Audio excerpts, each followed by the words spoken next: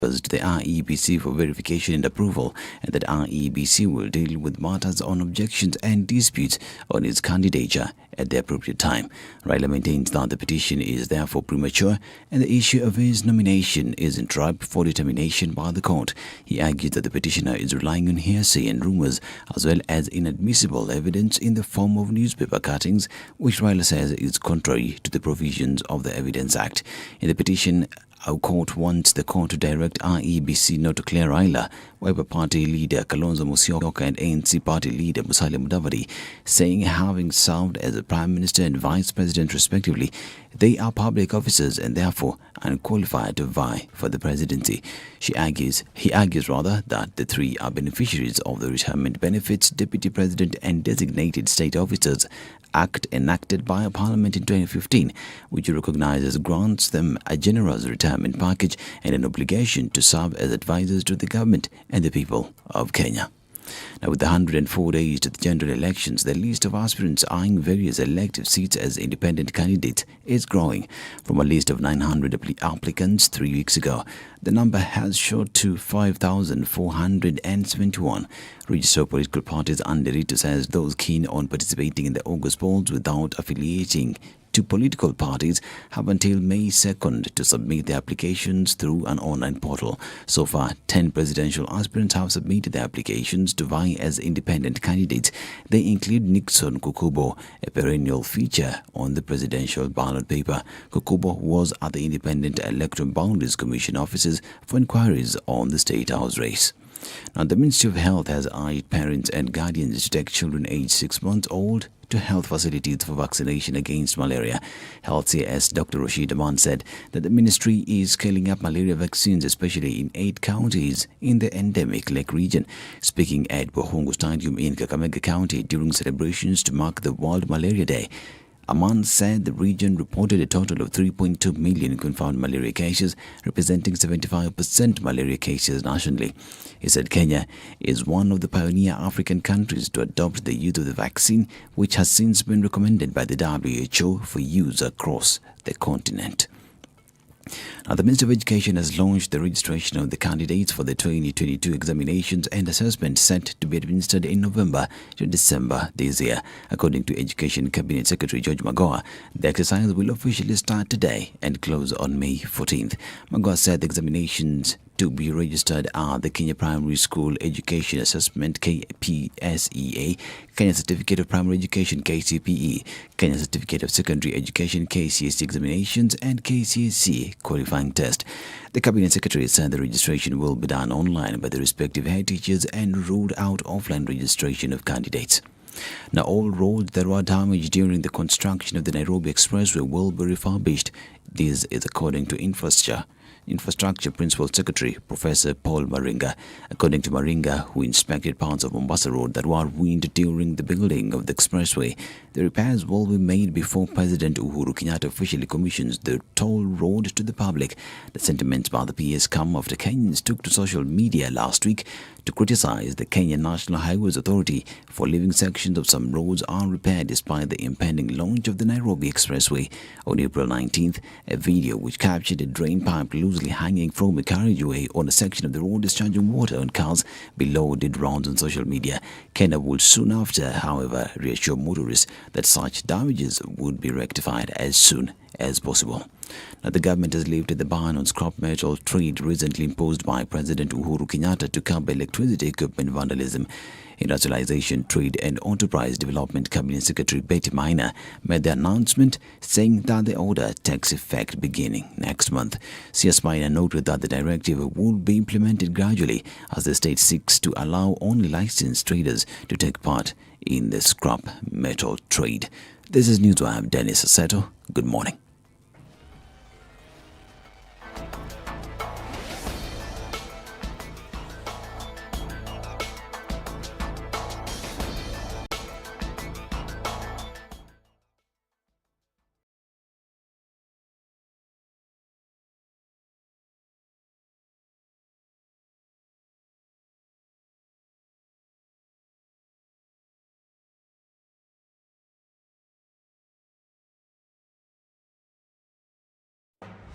The following takes place from 6 a.m. to 10 a.m. every weekday on Spice FM. I like listening to you guys. You're the default radio station in my car in the morning. Even the children listen to you guys. I agree Parliament has failed this country. And I will say it again. We have not done what we should have done. We know in this country, the Kenya prison sector is one of the most underfunded sector. The way it is being done and the way we're calling it Huduma Number Msema Kweli is because all records will be there. You know, there are people who are now billionaires with no history as to how they got all these assets. Yes. Anything that the president does that is not in accord with the constitution is an illegal act. You know, he shouldn't be doing it and he should be sitting here and trying to sort of guise it up. I totally believe live transmission of results and allowing Kenyans to be able to view all these results. I believe that it will be impossible to steal elections. The Situation Room, Kenya's biggest conversation.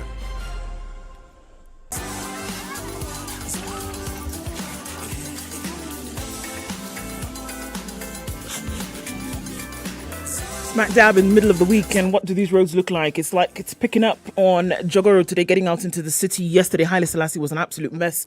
And for all indications, it looks like it's going to be day 2 of the same action. We're going to keep an eye on things and see, but in and outbound traffic on Haile Selassie has already started. Landis Road doesn't look too good. You're trying to make a quick escape into the city via Landis. Now will be the time to do it because it will definitely build up in no time. Muranga Road also giving up that vibe, as is Langata Road really early this morning, interestingly. Let's look at the Thika Superhighway. Not much action there. A little bit of traffic as you get towards the Pangani underpass, and that's inbound. Apart from that, doesn't look too bad. Also, Outer Ring is picking up a little bit here and there on Juja Road and also Manyanja Road. Let's look on the eastern side of the city, going towards the eastern bypass, and that's not too bad either. Plus, again, it's still slim pickings. Let's hold on and see what it looks like in about half hour, but it looks like we started off Wednesday right.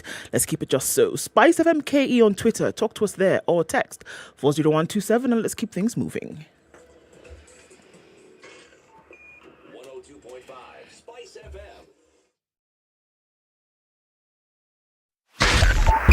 102.5 Spice FM, Kisumu.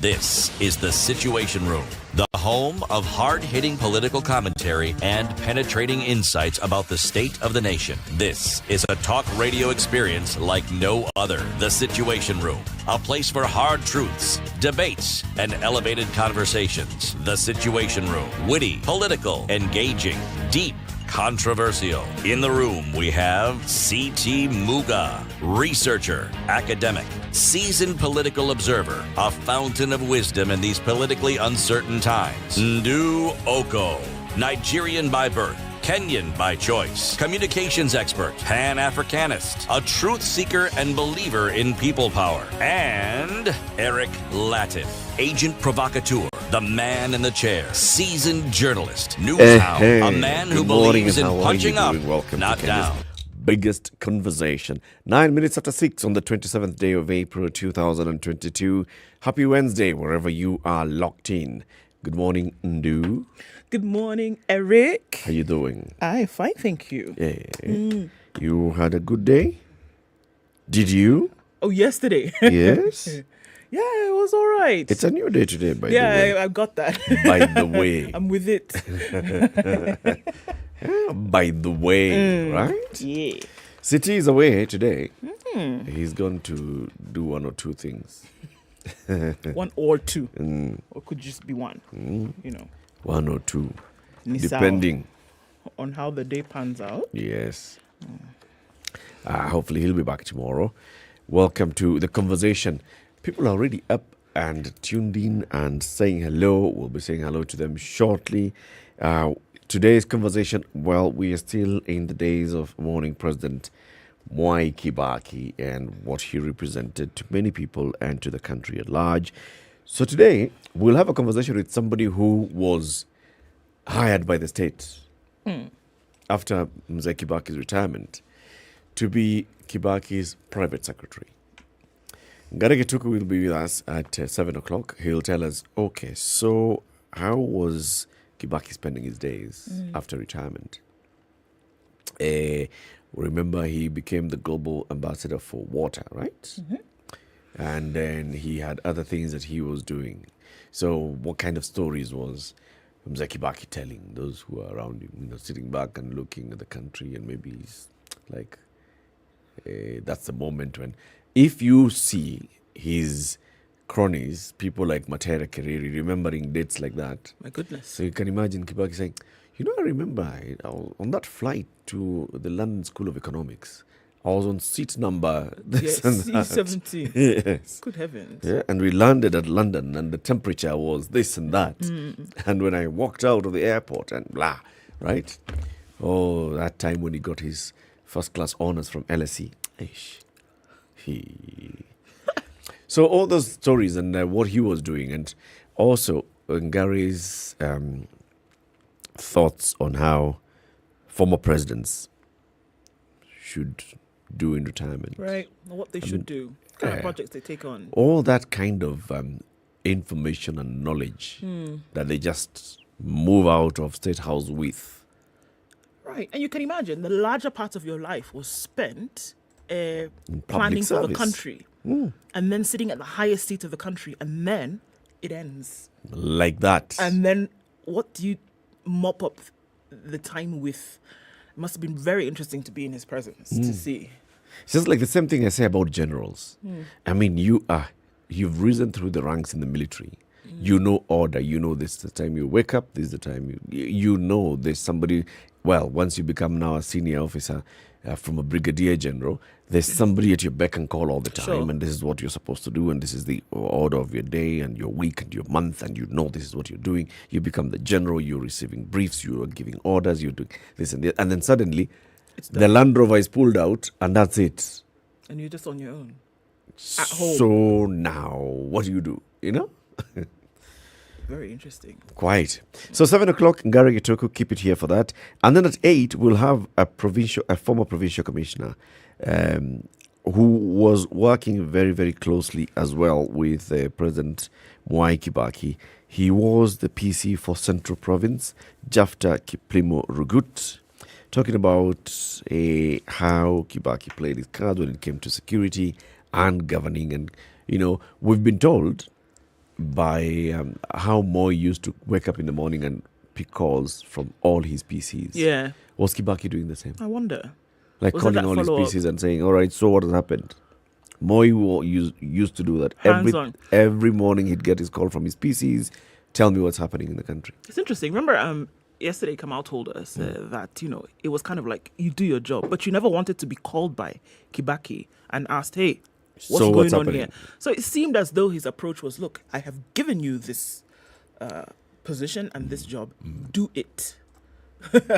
Don't let me come and ask. Don't let me come and ask all the time. What's going on? So maybe now the PCs were calling Muthaura every morning. Maybe. Or Kimemia, PS Interior for security. All those.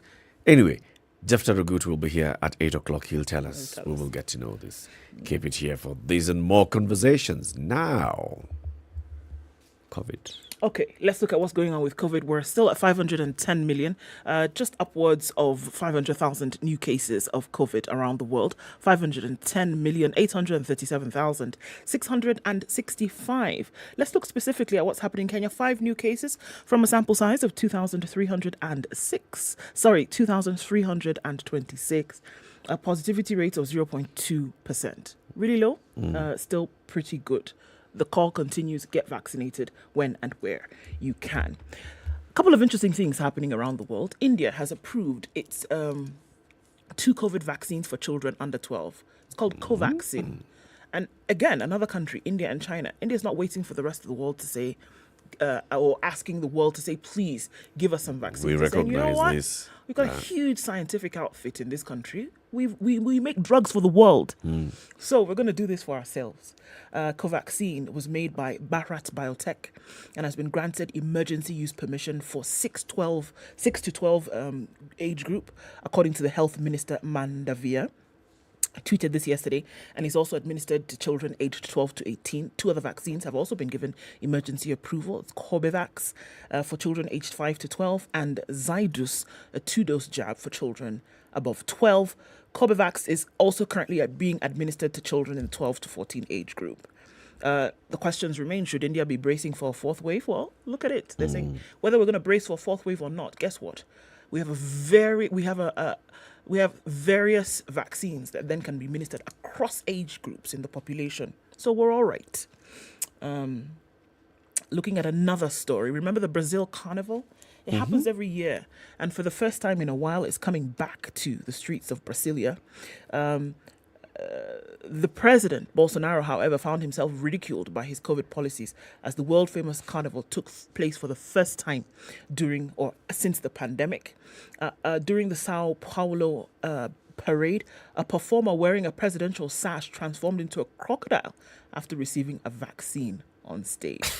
Jair Bolsonaro once suggested that a COVID vaccine side effect could turn people into crocodiles. He actually said this when he was more or less telling people, you don't need to get this vaccine. So it was interesting to see this man dressed as a crocodile getting a vaccine in front of Sao Paulo. The team behind the show said the jab at the president was just the joke.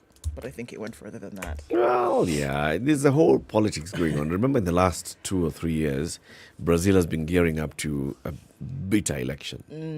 And so Bolsonaro, former President Lula da Silva, is coming back. Imagine. Our guy. Yep. That guy. Prepare. Okay. Kenya's biggest conversation takes a break, but we are live streaming the show on YouTube and Facebook. SpiceFM KE. Are you online? Say hello to us. We'll be doing the usual roll call shortly after we take a look at the weather forecasts. The Situation Room, Kenya's biggest conversation. Brought to you by Colgate. Standard Group's Farm Kenya initiative is the umbrella entity for all agriculture-related channels, activities and investments. The media platforms under the Farm Kenya initiative include the Smart Harvest Weekly Pullout in the Saturday Standard, KTN Farmers TV, a 24-hour agribusiness TV station, Maisha Kilimo, a weekly agriculture show on Radio Maisha, AgriTalk on SpiceFM's morning show The Situation Room, and Grind na Agribiz on Vibes Radio morning show Morning Vibes. Find us online at www.farmers.co.ke, an integrated website that creates and aggregates agri-content, hosts a digital marketplace, and wide range of agri-data. Other platforms include specialized events such as the annual Mkulima Expo, quarterly Farmers Kenya Breakfast, and dedicated social media platforms at Farm Kenya 254. Farm Kenya, working to secure your growth.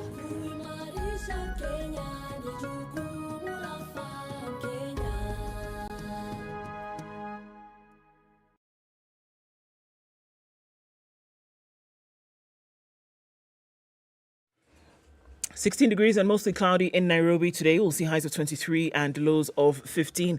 At 15, Nakuru is clear. Highs of 24. Back down to lows of 15. 15 will also be the low in a rainy Nyeri this morning at 16, going to highs of 23. We'll also see highs of 23 in Eldoret. It's currently clear at 13. Clear conditions in Mombasa at 26. Highs of 31 and lows of 24. It's raining in Malindi this morning. Kilifi County will see highs of 27 and lows of 31 today.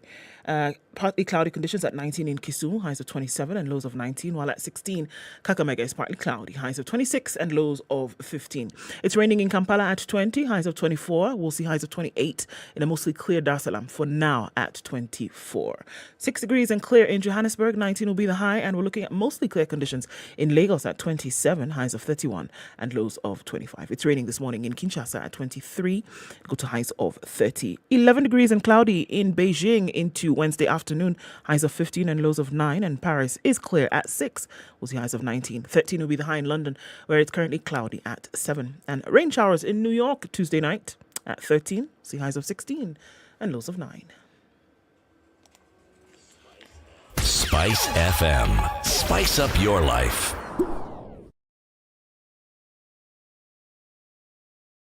Mature, intelligent talk every morning. Spice up yourself.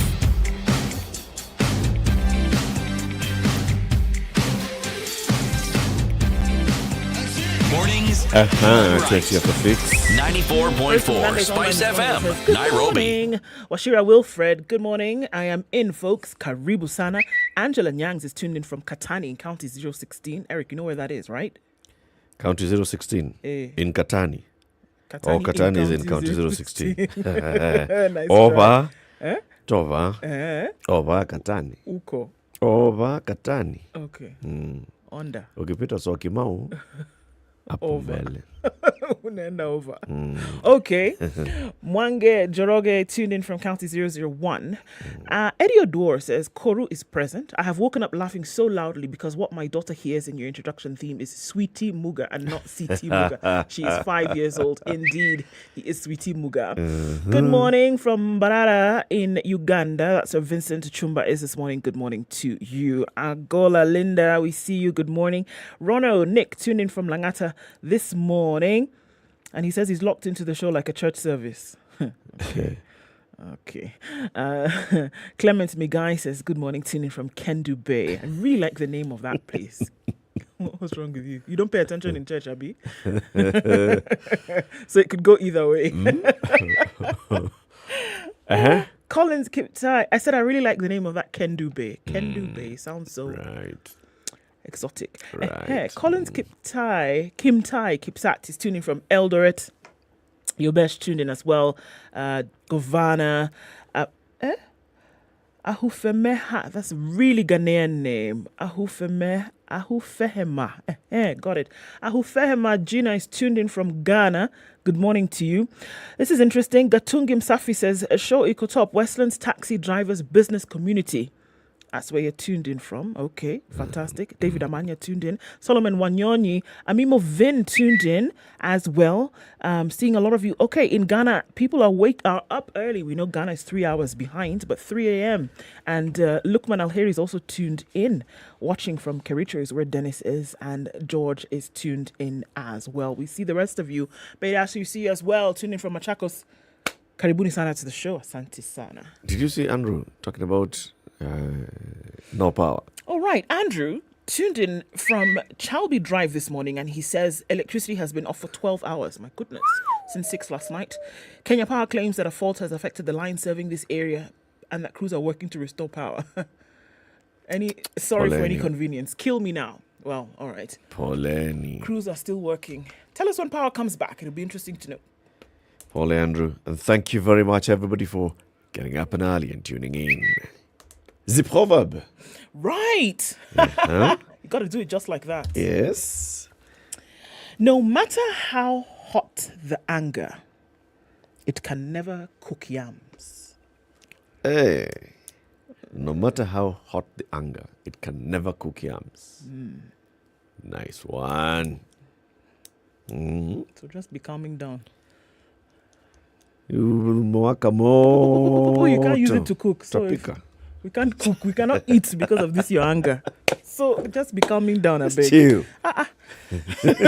It will not feed us. Just chill. Say it in pidgin. Hey God, now I have to start mixing it. Now you have to start with yam. No. Oboyam, oboyo. No matter how hot the vex reach, you not fit cook yam. So now anger is vex. If you like vex till you hot well, you not fit cook yam. Bas. You see, you keep refining it. Third time? A charm. Thank you very much. Now let's take a look at the newspaper headlines. Remember www.standardmedia.co.ke. Become a member of our online community. Premium content online. This one they're promoting today. Street Boys robot-driven tuk-tuk. A boy called Fred, who never studied engineering, but he offers help to the military. He's got a tuk-tuk that is robot-driven. Interesting, isn't it? The tuk-tuk. Okay. I had not connected the two. The robot controls, right? Yes. The robot controls the tuk-tuk. An unmanned tuk-tuk vehicle. Yes. Robot manned. Wow, interesting. Controls it from here. So you can just sit in a control room and you're running tuk-tuks Anywhere, and you're making money. Making money. Brilliant. Don't need to hire drivers. No, please. Aye. I love it. Aye. This guy is thinking far ahead. Elon Musk kaa kando. Where? Now in the papers, there's a guy called Samuel Njoroge Kariuki. Huh? Samuel Njoroge Kariuki is a finance officer at the Ministry of Environment and Forestry. The man is a finance officer. Yes. He has a salary of 31,000 shillings. Nice. The Ethics and Anti-Corruption Commission went to court and said, Mr. Court, please give us permission to go to certain banks that have accounts held by Mr. Samuel Njoroge Kariuki, a public servant. They were given permission. They went to one such account at Equity Bank. They found a loose balance, CR 22, 467, 999. Okay. Very nice. 22,467,000 shillings. Just lying loosely in the account, just chilling there, looking for unataka kutoa ngapi, enda kwa ATM, kuna long weekend. Go broke. Long weekend. Unataka kutoa ngapi, customer, chukua. Okay? The EACC is like, our preliminary findings indicate that the credits into his bank account are disproportionate to his own legitimate sources of income, according to the EACC lawyer Olga Ochola. They say that Kariuki received 4 million shillings, which he indicated in the impress from the ministry account that he was taking money to buy snacks. That's okay. So guy works at the finance department of the ministry. Every so often, ministry needs snacks. Yes, mandazi, samosa so like he this. signs the impress. So he signs 4 million bob. On June 30th last year, the agency says the IFMIS transaction from the ministry indicated that Kariuki applied for 6.5 million shillings impressed. For samosa? Samosa, mandazi namna hii, what do you call those things? Vegetable spring rolls, whatever you want. This is not the first time we've had 4 million for snacks. Remember COVID? Yes. Okay. He applied for 6.5 million shillings impressed. All that money ended up in his personal account. So no samosa? Me, I'm concerned about Investigations further revealed that between February 2021 and April this year, millions of public funds from the ministry designated as purchase of snacks were irregularly acquired and spent, with some being deposited in his account. After considering Kariuki's salary and credits into his bank account, the agency believes the money is proceeds of corruption. They even say that the officer used some of the money to buy properties, given that by the time they started investigations, only 22 million shillings was found in his account. Now the judge has said, okay, the order freezing his account stays in force for the next 6 months. EACC investigates. Do your thing. Because just try and calculate it. This 32,000, I've been at 31,000. Salary. Yes. Even if he saved it and did not touch anything for 20 years. Okay, 30 years. Okay, 40 years. Can I continue? Let's assume he's been working for 40 years. Didn't touch his salary once. 31,000 in a year, how much is that? 30,000 in a year times 12 months is about 360k. There you go. 10 years is 3.6 million. 20 years is 7.2 million. 30, shall I continue? You're not even at 10 million yet. Guy has some loose cash. It's just lying there in his account. It's just 22.5 But Eric, don't you wonder? We see these things every now and then. Yep. But then now, recently, more and more of them have been coming up. Yep. Supplies, cleaning supplies that you never did. Maize that you were supposed to supply, you never supplied. Samosa, you didn't supply, but you have 22 million. And I think more and more of them are going to start coming out. Can you imagine? Snacks, 6.7 How million many shillings. snacks must you deliver to get 6.5 million? Over what period of time? Then on top of that, you didn't even now deliver the snacks. I'm not sure whether it was delivered or not. Let's assume that the snacks were delivered. But so that means they were charging 200 shillings a samosa. Yes. Yes, that's what it was. That's what it was. They That's knew you the come here, point. your conference meeting, you take You two come to the samosas. water, blah blah blah blah. One person is being kill 'em charged to like power, 2,000. water. Kill them to much. What would you like? Would you like some water? No, I'd like coffee. Okay, we'll bring you coffee and water. Hey. I'd like a samosa. Okay, we'll we'll give you you two sausages, and a mandazi and a samosa.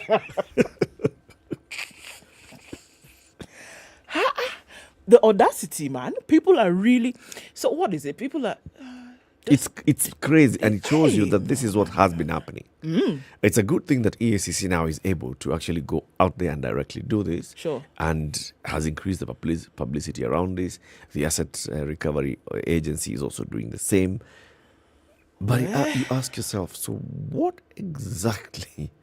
When Uhuru says we are losing 2 billion shillings daily, he has the intelligence. He can just see this is what is happening. sure. But how do we nab these guys?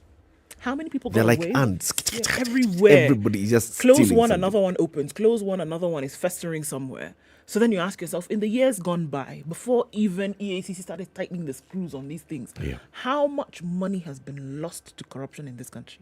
My goodness. And you think of corruption, you think, oh, Anglo leasing, oh, KEMSA. These ones. 22 million, 460 million here, 460 million. Those three cases already, just at the brink of 900 million. Imagine. Yeah. Heading So into a B. So can you see how 2 billion is lost on a daily? These are three cases and you're almost at 1 billion. Hey. And people have cash just lying in their accounts. No big deal. And properties here and there. Can you imagine and such a person with this and 22 the other. million? Then they pay them at the end of the month. You see your pay slip, that's your 2,000. You say, okay, thank you. You don't even recognize it because... No. May God, it's God. May God help us. Let's take a break. It's 28 minutes to 7.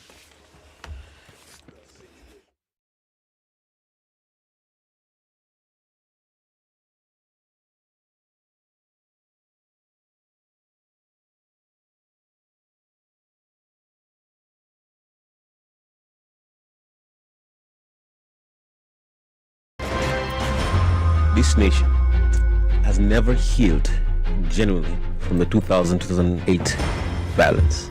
We've never had a healing process. We've swept it under the rug.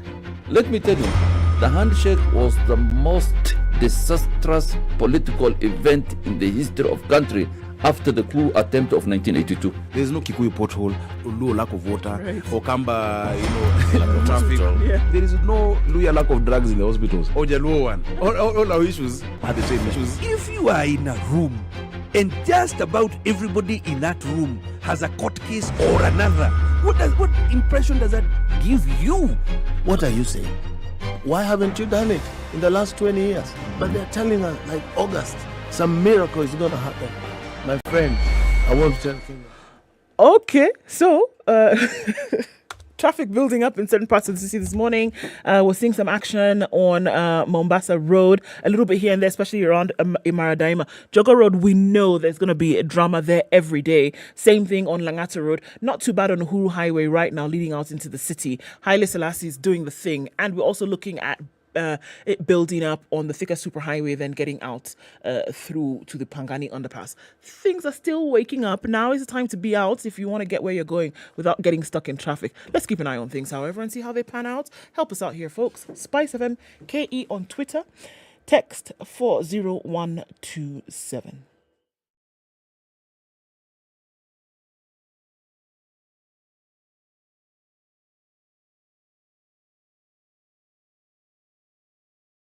Mature, intelligent talk every morning. Spice up yourself.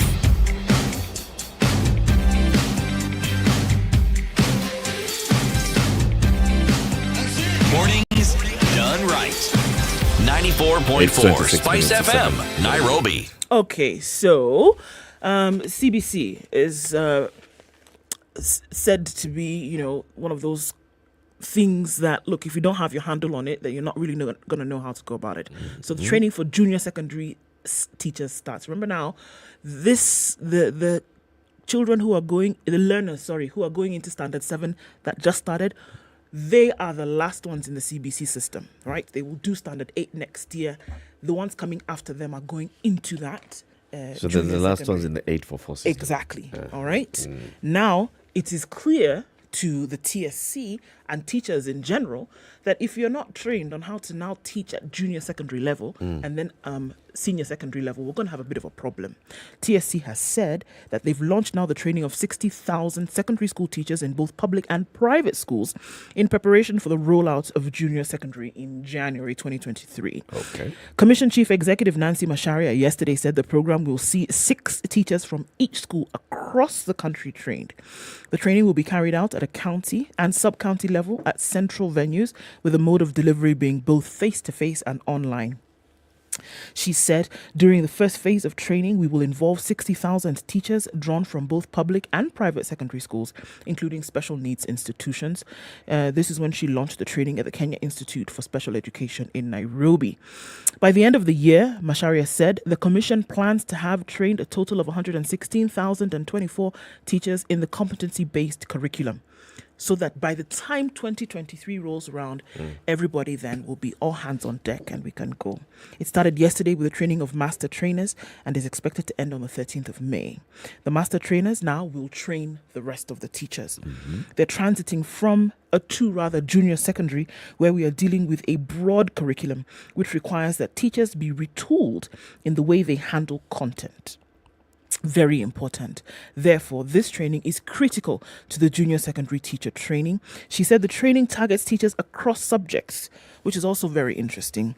Each secondary school will nominate 6 teachers drawn from the subject areas clustered according to departments. Teachers are also trained on the competency-based assessments administered by the Kenya Examinations Council. So everything essentially is going to change, from teaching methodology and then later on to examinations. Because remember now, as CBC is fully rolled out, you will not have this one big exam. Well, okay, you will at grade 6, but then every year you will have an assessment. The same thing will also follow At in the junior end. secondary and then senior secondary, and then you'll have this big assessment. But your grades will be cumulative, and they will look at the assessment that you did year on year. And she said in order for this Is to that happen, sufficient training time? is necessary. So we're going to roll out training now until is that sufficient time, or maybe it is, because what you're doing is you're now training trainers of trainers. Yes. So this is TOTs being trained, and then they go back to their schools and they become like the vision bearers of CBC and the CBC training.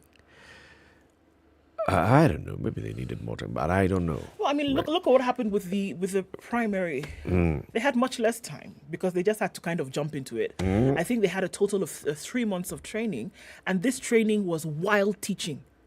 Remember? Yes. They had already started delivering the curriculum, And they're being then there taught was- on the new one. Exactly. So now we're looking at 6 or so months of training for the junior and senior secondary. Sorry, this is just junior secondary, right? That's Yeah, going into it's just the training. junior secondary. So maybe it's sufficient. Yeah. At the same time, the teachers are saying that we have younger children getting into secondary school. Yes. And they're also raising concern about that.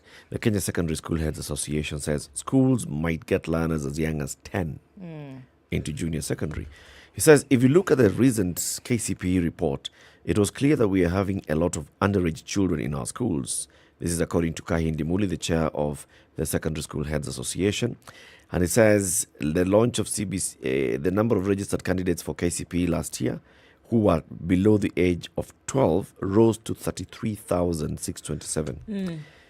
According to him, this poses a challenge because the training of secondary and primary teachers is a bit different in terms of how to handle learners. And I want to believe that one of the components in this the training will include management of younger children. But do you know why? So remember 2 years ago when C.S. Magoha said very clearly that the age at which a child should be admitted into grade 1 or standard 1 at that time is 7 years old. But you also remember that before that, there had been quite a number of children who had already been enrolled in standard 1 at the age of 5. Yeah. Because they start going to school at 2.5, pre-primary, 2.5, 3.5. By the time those first 3 years are over, they're just 5 years old. Yeah. So they are put into the system. Standard 1. Only now will you get students going into grade 1 at 7. But you've already had 2 years, 3 years, 4 years when they started at 5. So that's why you have that situation. Kids are much younger. That's why. By the time because they're started sitting at their KCP. Yes. Yeesh, man. Unless you skipped a class because you were brilliant. Unless that happened, but then we have very few of those. Yeah. Majority. It's always because you started at a younger age than you should have. Yeah. Parents were sending their children to baby class at 1 year, 8 months. Kind of thing. So it was only natural that after 3 years, what are they? They are 4 years and 8 months. Go to Standard 1. Hey. Yeah. Anyway, the issue of the fuel shortage or fuel crisis or whatever you want to call it, the government has now taken action. In an effort to avert another fuel crisis, the government yesterday forced 60 oil marketing companies to make the commodity available locally. It's after it emerged that the oil marketers had been diverting petroleum products meant for the local market to neighboring countries where their profit margins are higher in the wake of the fuel subsidy in the country. The companies were ordered to release 34 million litres of super petrol that they had planned to export to markets in the region at the expense of Kenyans by the end of the day yesterday. So remember what we were told here by the PS per Petroleum and the IPRA Director General. When oil is imported into the country, it's imported into the country and for the region. So what goes into our system, the Kenya pipeline and the storage facilities here, 60% of it is for local consumption, 40% is for export. Now, it turns out that some of these oil marketing companies are looking at their 40% and actually not even doing the 60% locally. They're looking at ways in which they can sell it into the region. Why? Number one, region fuel is higher priced than in the country. Number two, in the region, it's cash. You deliver, Sell, you're paid. You're paid. In Kenya, you wait for the subsidy for the government to you get paid after 60, 90 days. So they're looking at, okay, how do we play this game nicely? So they've been told, you have your quota. Every month, fuel is allocated to oil marketing companies in their quotas based prorated according to their market share. This is your quota, sell locally. If you start selling that abroad, tutakuchapa kiboko.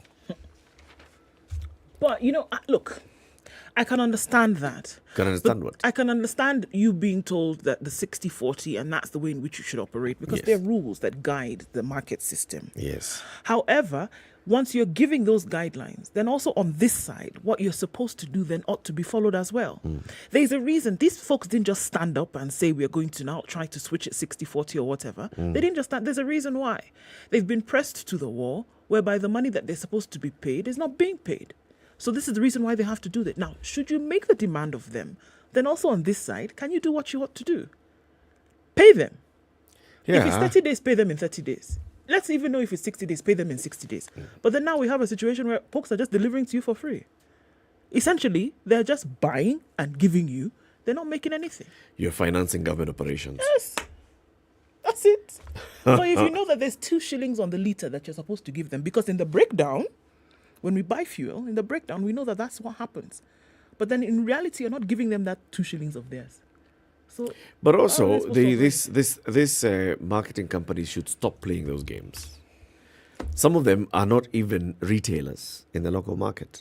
They are traders. They import, then they export. They sell to the retailers locally, and they sell to the retailers in the region. Playing those games is not good.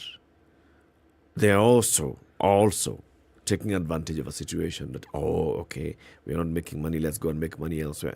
Yeah, you're business people, but there's some sense of decorum that you need to exercise. Sure. It can be if you don't have them. Look, there's a strong case on the part of government doing what it should do. There's also a similarly strong case on the part of the oil marketing companies to do what they should do.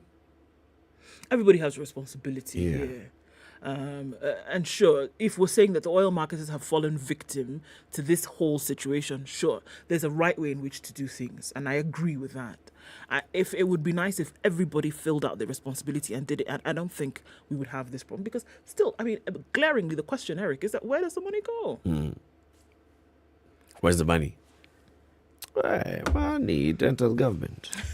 Once it enters government, it's gone. It goes into equity accounts. As well as other things. And others. So, Twitter, you know that place where you go all the time Yes. to say things, people fight, they Those do guys blah, who've blah, who just decided that they've become shouting. their own government and their own. They can make They can rules. kick you out. Misbehave. We don't like we you. ban Get you out. for 3 months. We freeze your account. Uh-huh. Literally. Now there's a guy called Elon Musk. So you know him? Yes. He said, this Twitter, I like it too. And somebody said, why don't you buy it? He said, how much is it? No problem. How much is it? So essentially, he's put a 5.1 trillion shilling equivalent bid. And what it means for the online platform Twitter, as is reported in the Standard today. Twitter has accepted his bid of roughly $44 billion, more than 5.1 trillion shillings. It's a takeover bid, and it brings the billionaire of Tesla one step closer to owning the social media platform. The deal is expected to close sometime this year, but before that, shareholders will still have to weigh in, as well as regulators in the US and in countries where Twitter does business, before the deal is completed. But more or less, the black and white is already sorted. Yep. The process is off to a good start for Mr. Musk, given that the Twitter's board has unanimously approved his offer and is recommending shareholders do the same. Essentially, they said, look, we've agreed to this thing. Oh, yeah, you guys, see, you just... Yeah, just let's sanction it. finish Take this the business. money. Yeah, Take the money. It's a good It's deal. good. We advise you, it's a good deal. Upon announcing the deal Monday, Twitter noted that the bid, which represents 38% premium to the company's closing stock price on April 1st, is a substantial cash premium and would be the best path forward for Twitter's stockholders. When Twitter's board adopted an anti-takeover provision known as a poison pill just 10 days ago, I beg your pardon, the move was widely seen as a telltale sign that the directors were gearing up to rebuff Mr. Musk's opening offer, or perhaps seek another suitor willing to pay more. But the battleground shifted dramatically late last week when Mr. Musk disclosed that he had lined up 46.5 billion, and they were like, wow. Okay, we didn't know it was that much, but now that it's that much, hey, how about we talk about it? Including 21 billion shillings of his personal fortune to pay for the purchase. Mr. Musk said other investors could contribute to the financing. You can bring some money if you like, but more or less, we're handling this thing. I got it. Yeah. The locked-in financing not only underscored the seriousness of his pursuit, but also appeared to open the door to other large Twitter shareholders interested in hearing more about his plans for the San Francisco company. The details of these conversations aren't known, but Mr. Musk could point to a more than 20-year history building and running several businesses, most notably as the longtime CEO of Tesla. The electric car maker is currently valued at $1 trillion, roughly 25 times more than Twitter itself. So this is no big deal for him. When he first made that move and bought shares and he became the single largest individual shareholder, he took to Twitter and, just started now making jokes. What do you think about the edit button? Should we include an edit button? How about if we just close the headquarters and turned it into a children's home? Because people are not coming to work anyway in this company. All those things. Joke. Now he's going to own this platform. And he says, you know what?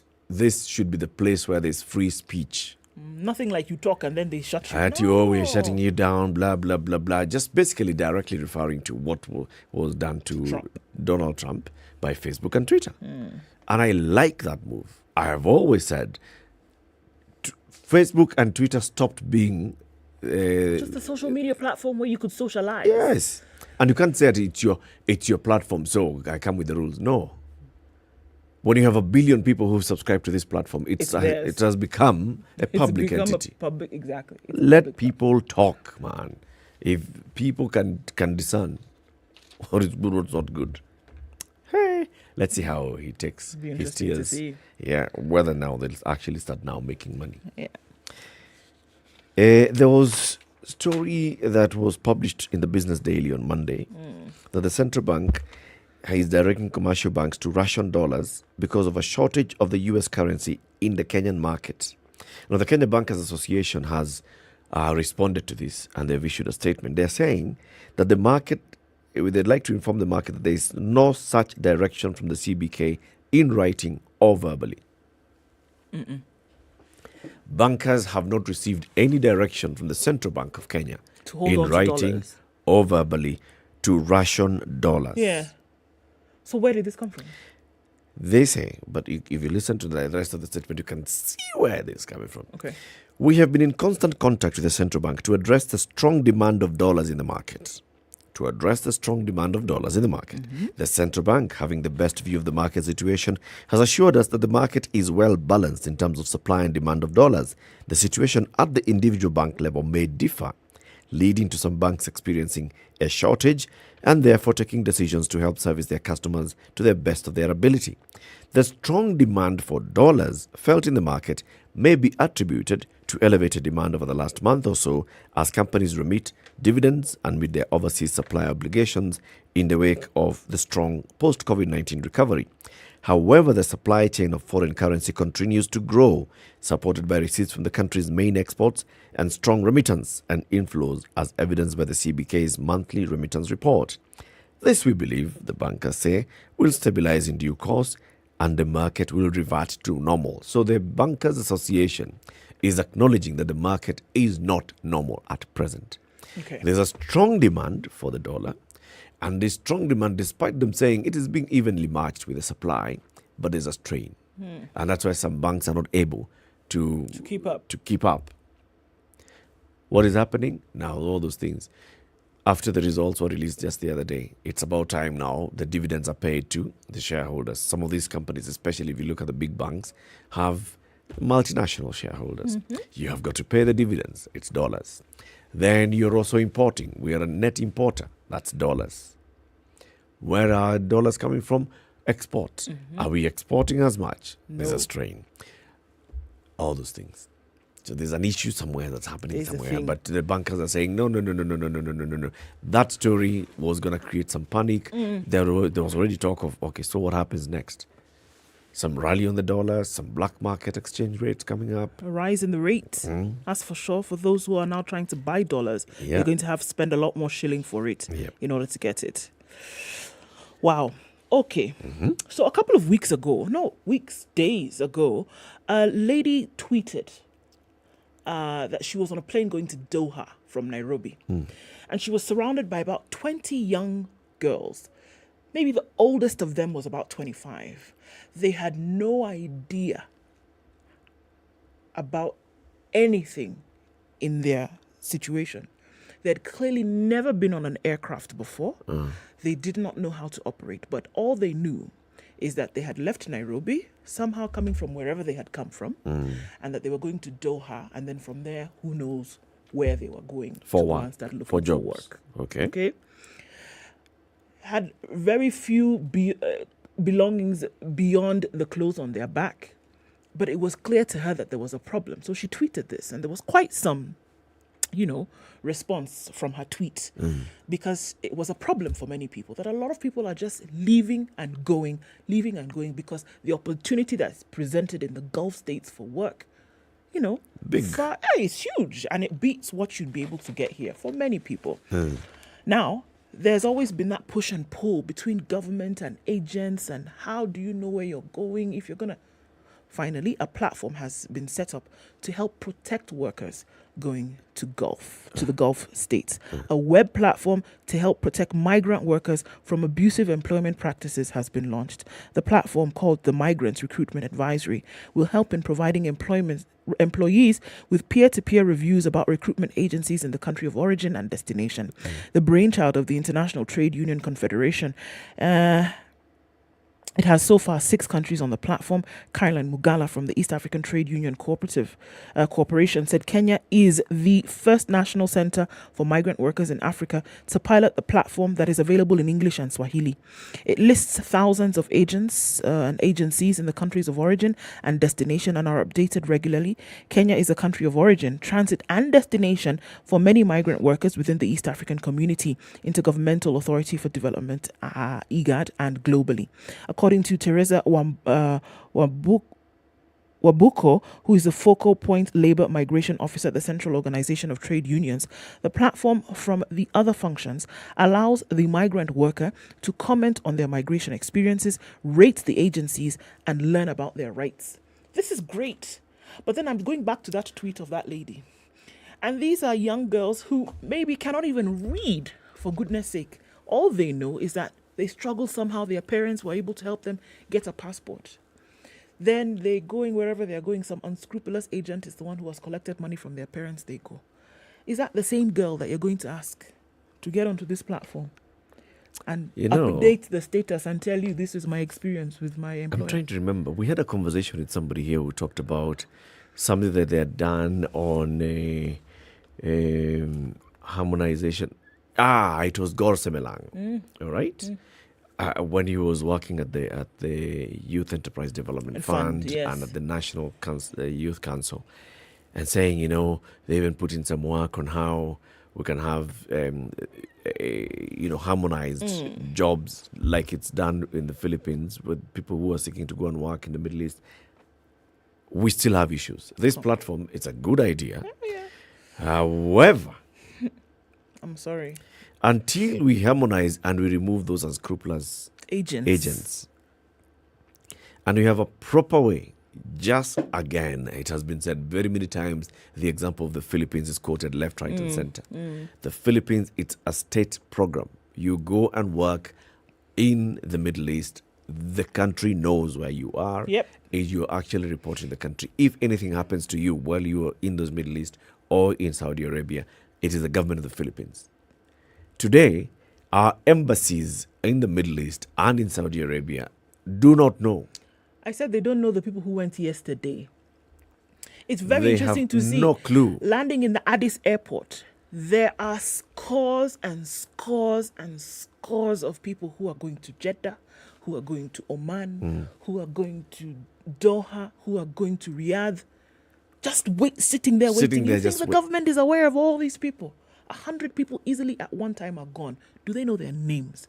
Do they know their destination? Nope. Do they know the agent who even got them to go in the first place? Nope. I told you guys a story of we went to the airport seeing off my mom, and there was a guy there. He just let these young girls go. He turned his back, and that was it.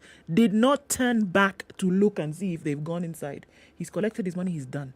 Does the government know all these people? It's like the story that we see. There. I mean, immigrants boarding boats, crossing the river, just cross the government aware of who get into a dinghy, you move. The government is not aware. We know this for a fact because the principal secretary for Foreign Affairs told Parliament as much. And he said, we have a crisis unfolding. Indeed.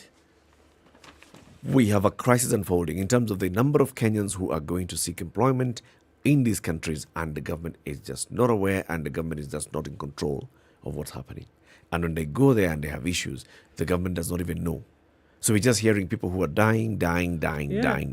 We cannot tell. When did you arrive here? What has been your working condition? There are many who are there who are very, very big on social media and very vocal on social media, saying, we are making money. Okay, you guys, please, as you're talking about all those things. We're okay. Please don't spoil this market. It's working for some. It's working. It's not working for many. It's a big issue that needs to be addressed. It really is. Okay. Water. 7 counties. Colgate.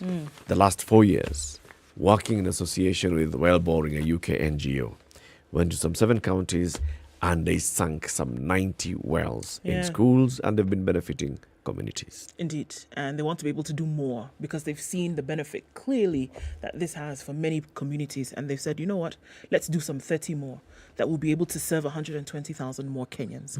So all you need to do is buy Colgate, a packet of toothpaste at Naivas exclusively. 10 shillings from every packet of Colgate toothpaste goes towards making sure that 30 more water wells then can be sunk around Kenya so that more people can have access to clean water. Indeed. It's only 10 bob every time you go and purchase at Naivas. And our friends at Naivas were actually talking to us and telling us, wow, really, really, we want to thank Kenyans because this we can see the numbers, we can see the people are really going and buying, and we know that they're responding to our call and saying we'd like to chip in, we'd like to help the best way we can. So from Colgate, they say thank you, and they say, yes, please go into Naivas and buy Colgate, and 10 bob will go into this particular pot. They will sink wells to support communities get access to water. Keep it here. In the next hour, we speak to former President Mwai Kibaki's private secretary in his years of retirement. We want to know, what was Kibaki doing since 2013? Good morning. It's 8 o'clock. 7 It's 7 o'clock. It's 7 o'clock. Yeah. Well done.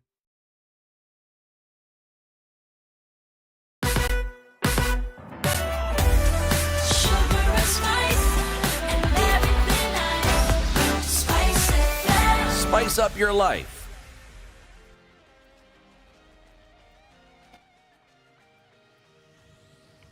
The latest news from around the world. This is Newswire Dennis Aseto. Presidential aspirant Raila Odinga opposed a petition filed by a Crown court seeking to bar him from contesting as a presidential candidate in the August 9th general elections. Raila has termed the petition an afterthought and an abuse of the court premised on misapplication and misapprehension of the law. He further argued that he is not a candidate in the forthcoming election since he is yet to present his papers to the REBC for verification and approval, and that REBC will deal with matters on objections and disputes on his candidature at the appropriate time. Raila maintains that the petition is therefore premature and the issue of his nomination isn't ripe for determination by the court. He argues that the petitioner is relying on hearsay and rumors as well as inadmissible evidence in the form of newspaper cuttings, which Raila says is contrary to the provisions of the Evidence Act. In the petition, Okoh wants the court to direct IEBC not to clear Raila, Wiper Party leader Kalonzo Musyoka and ANC Party leader Musalia Mudavadi, saying having served as a Prime Minister and Vice President respectively, they are public officers and therefore unqualified to vie for the presidency. He argues that the three are beneficiaries of the Retirement Benefits Act enacted by Parliament in 2015, which recognizes grants them a generous retirement package and an obligation to serve as advisors to the government and the people of Kenya. Now, with 104 days to the general election, the list of aspirants eyeing various elective seats as independent candidates is growing. From a list of 900 applicants 3 weeks ago, the number has shot to 5,471. Registrar of Political Parties Nyeri says those keen on participating in the August polls without affiliation to any political party have until May 2nd to submit their applications through an online portal. So far, 10 presidential aspirants have submitted their applications to vie as independent candidates. They include Nixon Kukubo, a perennial feature on the presidential ballot paper. Kukubo was at the Independent Electoral Boundaries Commission offices for inquiries on the State House race. Now, the Ministry of Health has urged parents and guardians to take children aged 6 months old to health facilities for various vaccination against malaria. Health CS Dr. Rashid Aman said that the ministry is scaling up malaria vaccines, especially in 8 counties in the endemic lake region. Speaking at Bohungu Stadium in Kakamega County during celebrations to mark the World Malaria Day, Aman said the region reported a total of 3.2 million confirmed malaria cases, representing 75% malaria cases nationally. He said Kenya is one of the pioneer African countries to adopt the use of the vaccine, which has since been recommended by the World Health Organization for use across the continent. Now, the Ministry of Education has launched the registration of candidates for the 2022 examinations and assessment set to be administered in November to December 2022. According to Education Cabinet Secretary George Magoha, the exercise will officially start Wednesday today and close on May 14th.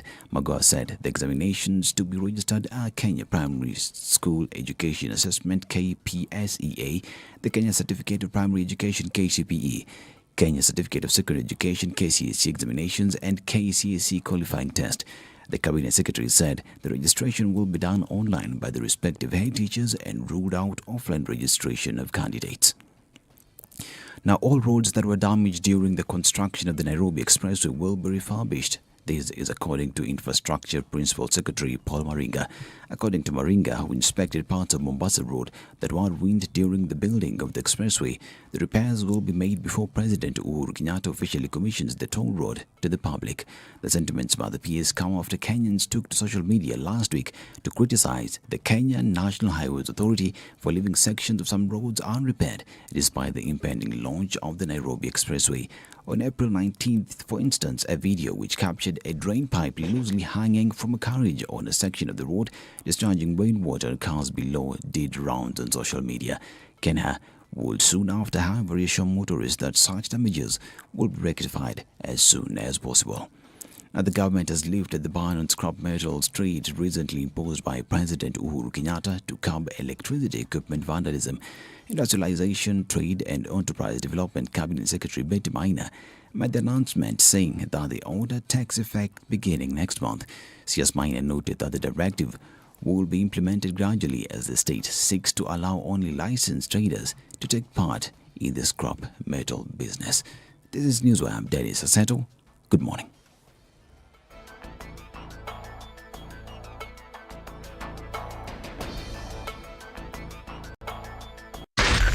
SpiceFM, Nakuru.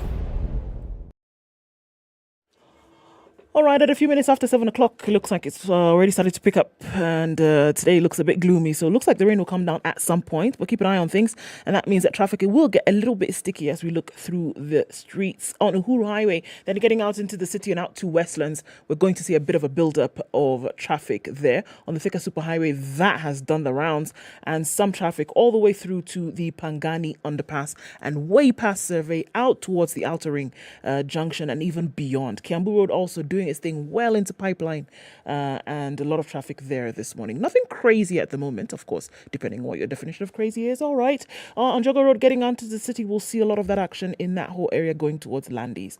And then coming off Langata Road, that started early as well.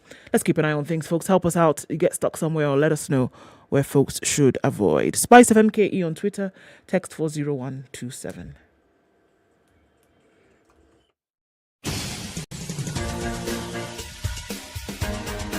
This is the Situation Room, the home of hard-hitting political commentary and penetrating insights about the state of the nation. This is a talk radio experience like no other. The Situation Room, a place for hard truths, debates, and elevated conversations. The Situation Room, witty, political, engaging, deep, controversial. In the room, we have C.T. Muga, researcher, academic, seasoned political observer, a fountain of wisdom in these politically uncertain times. Ndu Okoh, Nigerian by birth, Kenyan by choice, communications expert, Pan-Africanist, a truth seeker and believer in people power, and Eric Latiff, agent provocateur, the man in the chair, seasoned journalist, news hound, a man who believes in punching up, not down.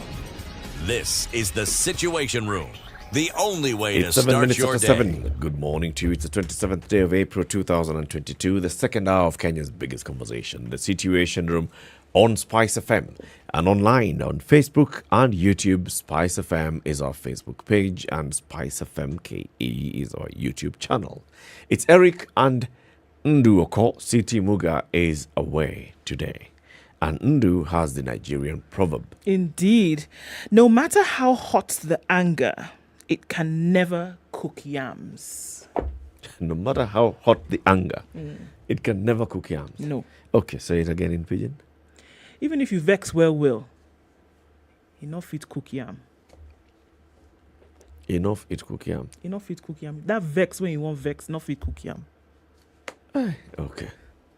Even if you vex well. Well. Enough it cook yam. Okay. Our guest is Gary Gituku. He's been the private secretary to the retired president Mwai Kibaki. He joins us now to tell us about that side of the president. What was President Mwai Kibaki doing since 2013 when he left State House and went into retirement? And Gary, thank you very much for joining us. Welcome to the Situation Room. Thank you very much.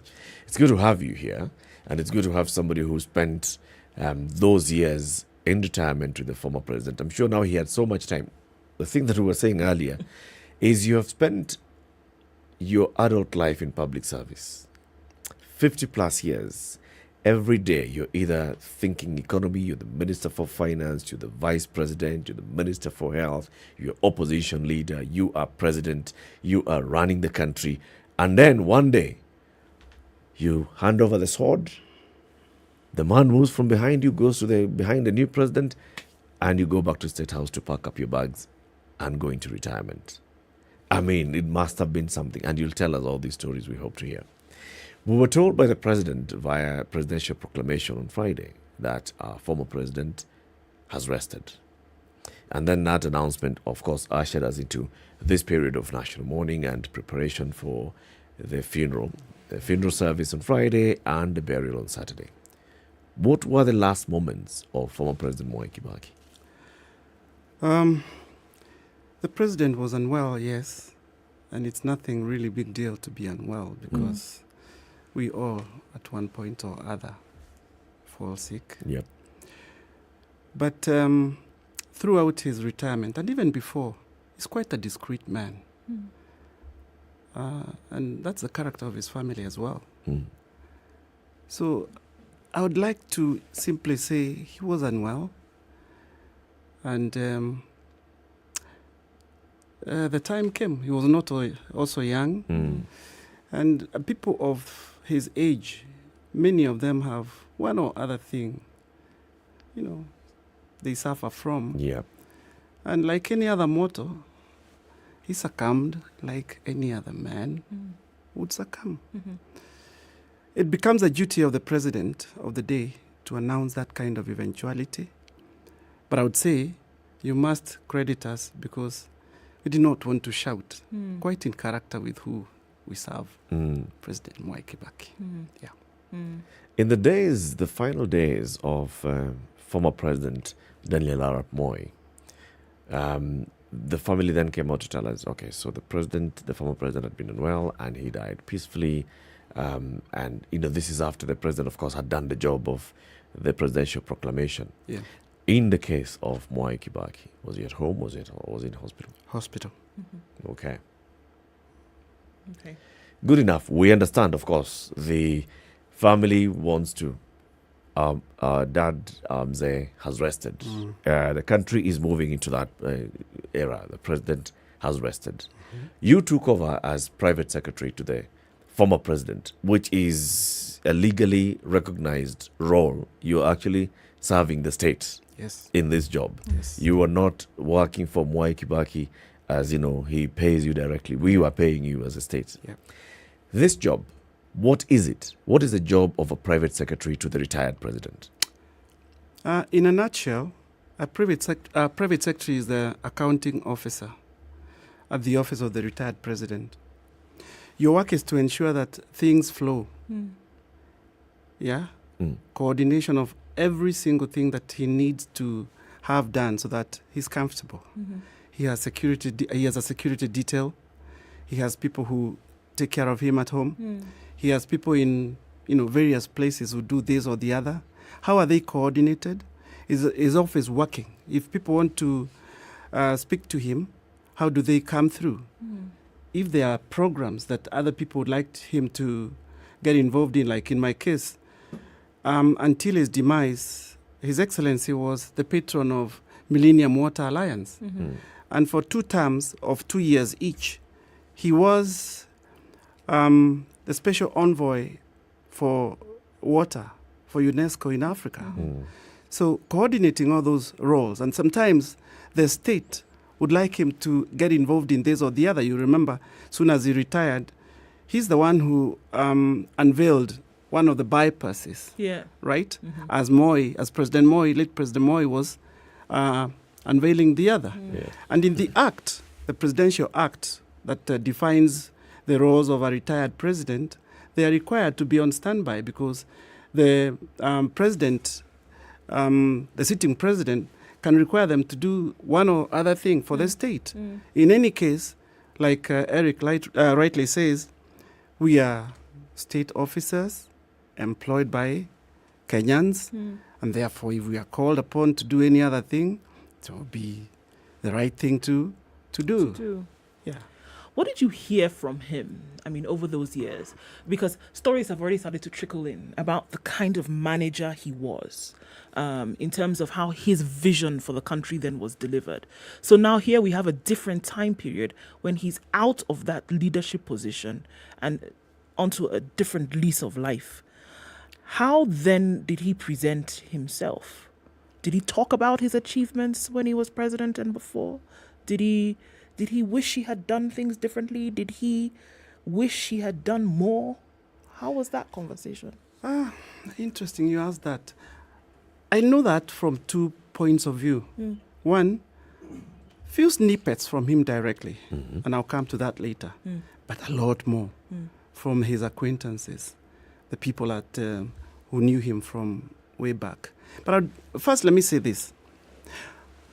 Even if he achieved a feat that no other man has achieved, he would never come out thumping his chest.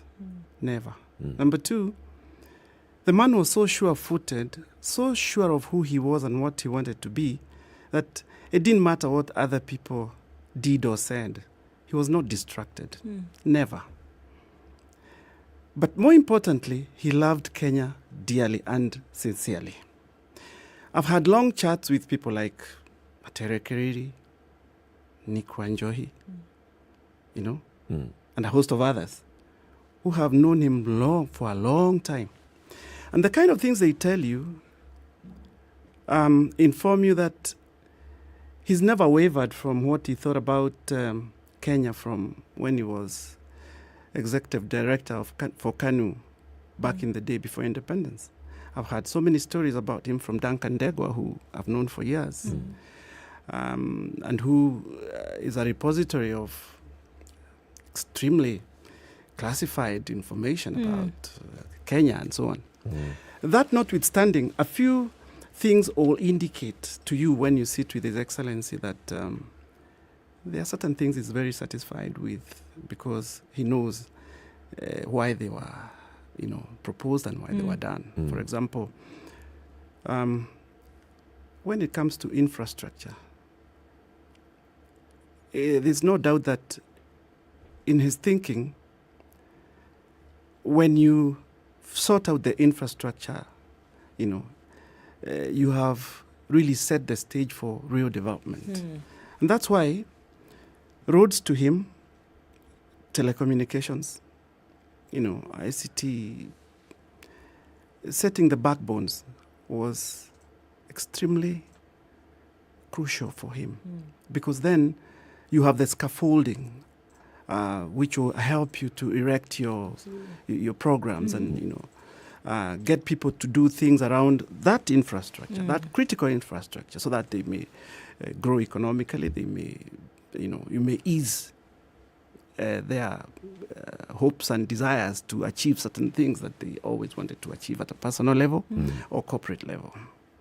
Yeah. We recently had a conversation with Matere Keriri, the former State House Comptroller, and he said he was the campaign manager for Mwai Kibaki in 2002 when the president was now coming to take office. And he told us, according to Mwai Kibaki, he was coming back to start from where he had stopped as finance minister in 1982. He felt that the economy since 1982, when he was last finance minister, had basically gone haywire, left, right, and center. Did you get a sense that that is what he felt that he had needed to do? And did he feel that the 10 years was enough to cover for those many lost 20 years? Let's take a view of his tenure as finance minister.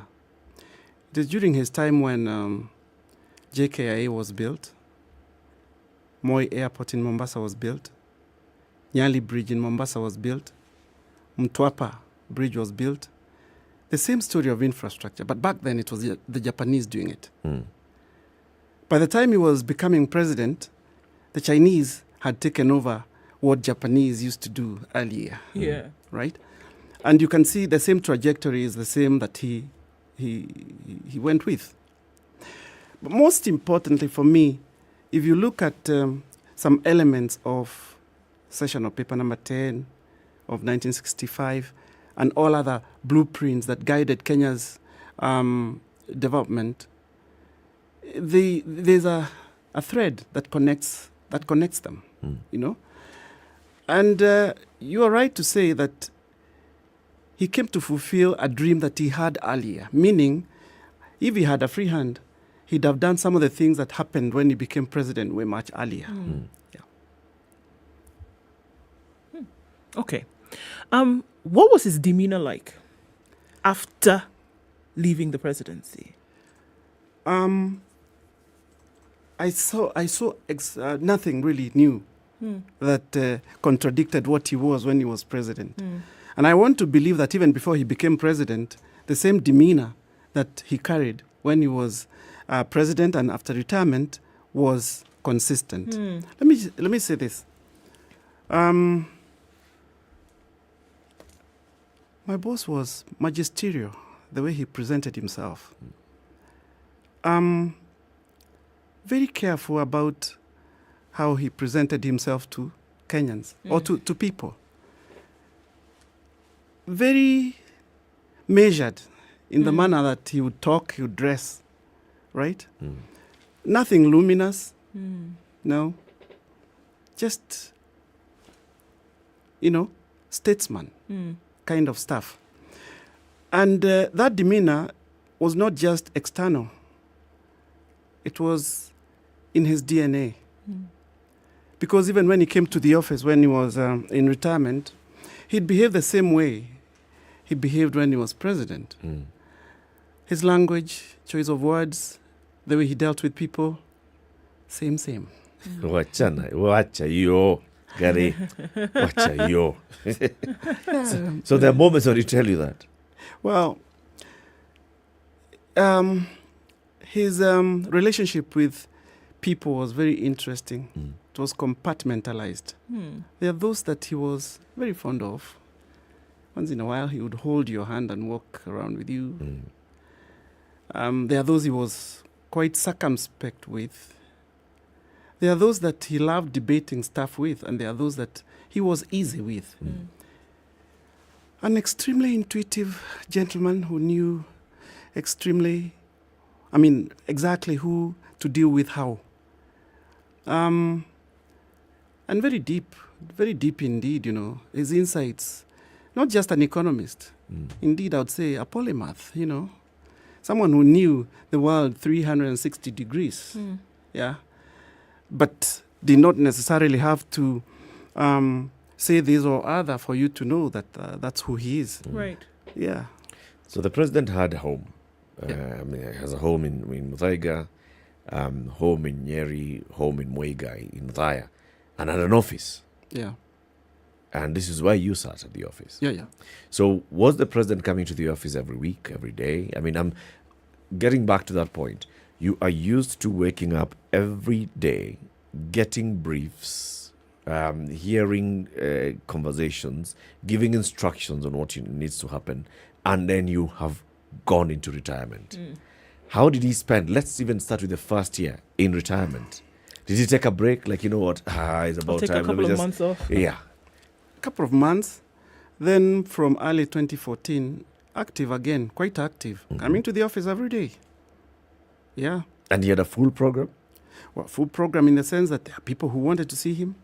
There are people who couldn't see him when he was president as much as they would have wanted to see him. Right. Couldn't have spent with him the time they wished to spend with him because he was busy serving the state. Now, from that time, it was a good time for him to, attend to those things that he couldn't deal with. So were these private calls, business calls, or were they state calls? It's a mix of all. It's a mix of all because there are those who were his acquaintances earlier. They knew that he needed time to attend to state matters. So catch-up time became, easier to make. Yeah. There are those who, had a history with him, and here he is now. We can see him much more often in a more relaxed environment, that sort of thing. Old friends who gave him space to indeed do what they knew he couldn't do if they pestered him every time, nagging him for this and the other when he was busy serving all Kenyans. One of his friends, known to many Kenyans and even to this studio, told me once, the man was always faithful to what he wanted Kenya to become. And therefore, those who knew him well, the best thing they could have done when he was president was to give him room to do what he always dreamt of doing for this country. Obviously, you knew him better after the presidency. You had a very close relationship with him, did your thoughts of him change? Or were your thoughts of him the same when he was president that they were then when you had this stint of being his private secretary? By the way, I didn't see him much when he was president. Yeah. No. But I still served him in other capacities. Mm. Government is huge. You can be given a corner to do your stuff there. But that corner and the job you're doing there is connecting with something else being done by somebody else to make the whole.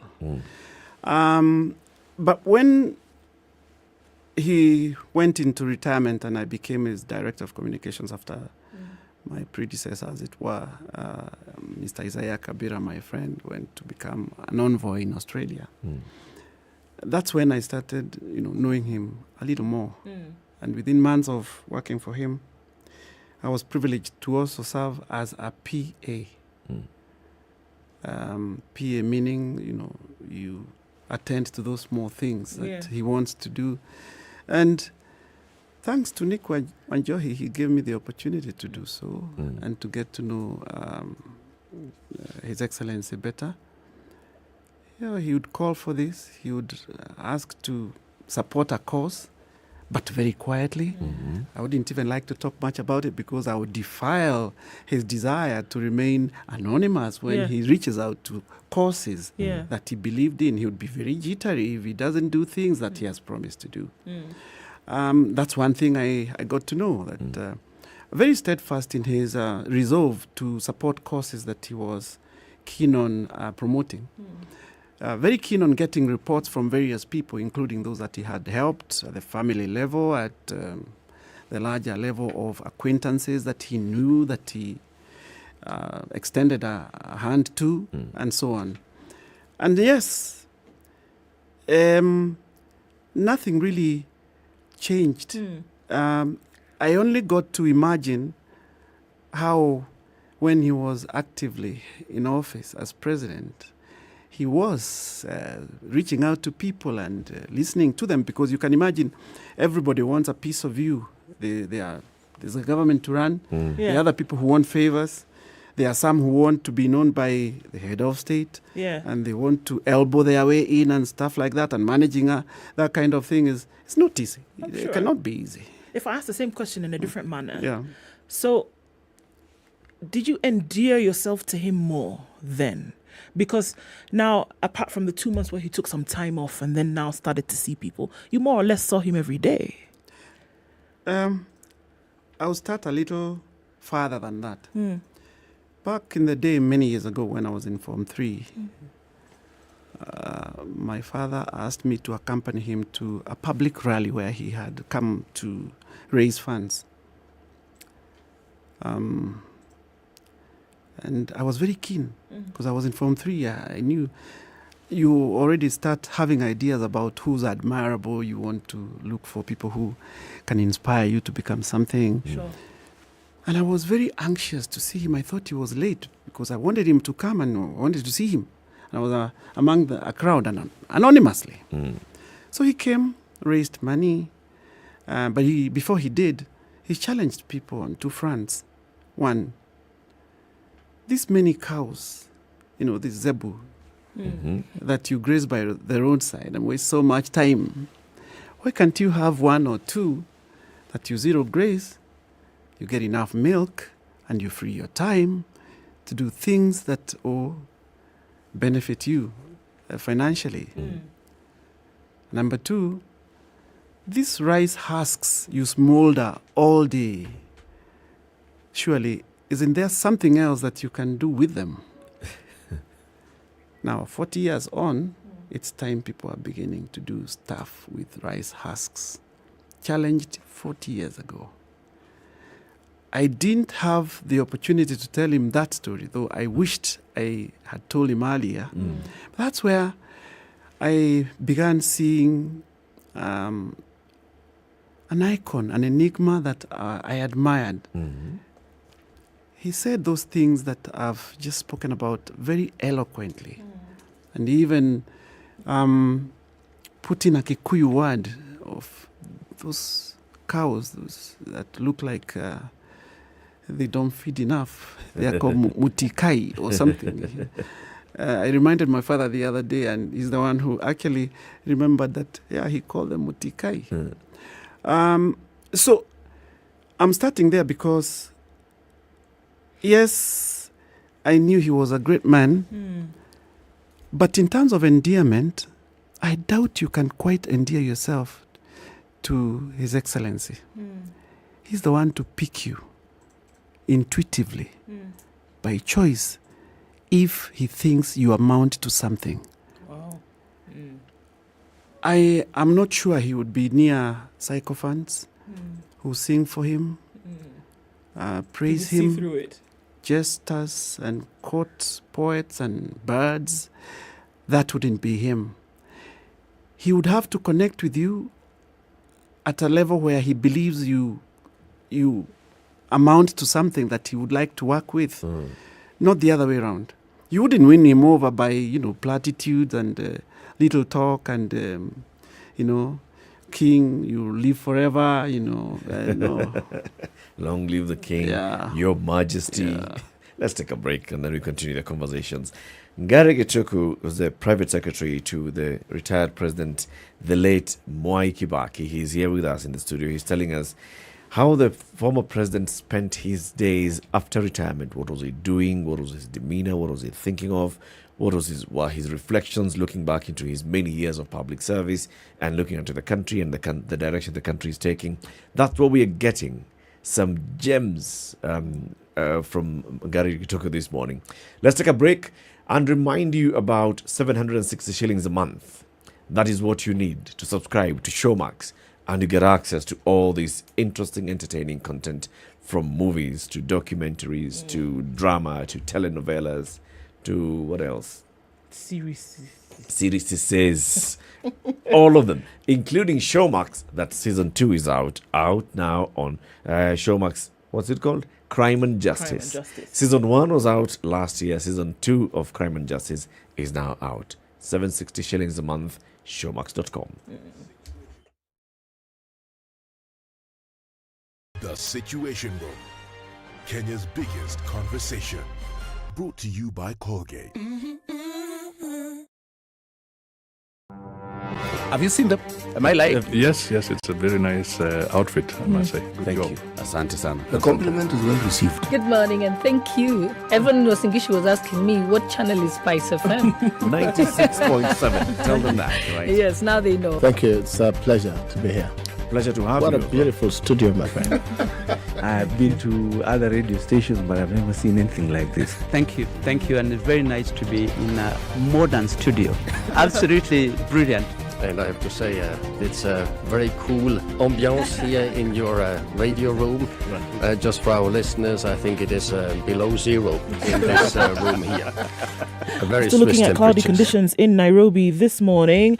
Highs of 23 and lows of 15. It's mostly sunny at 15 in Nakuru, highs of 24 and lows of 14. Cloudy at 16 in Nyeri, 23 will be the high and lows of 15. And we're looking at cloudy conditions at 14. 23 will be the high and lows of 13 in Eldoret. Mostly sunny in Mombasa, we'll see highs of 31. And we're seeing rain showers continuing in Malindi, highs of 31 as well. At 20, Kisumu is sunny. 27 will be the high and lows of 19. And we'll see highs of 26 in a sunny Kakamega, currently at 19. In Kampala, light rain at 19, highs of 24 and lows of 19. It's cloudy in Dar es Salaam at 25. We'll see it go to highs of 29. Johannesburg still clear at 6, highs of 18 and lows of 5. And mostly clear conditions at 27 in Lagos. 31 will be the high and lows of 25. And it's raining in Kinshasa at 23. 30 will be the high, down to lows of 23.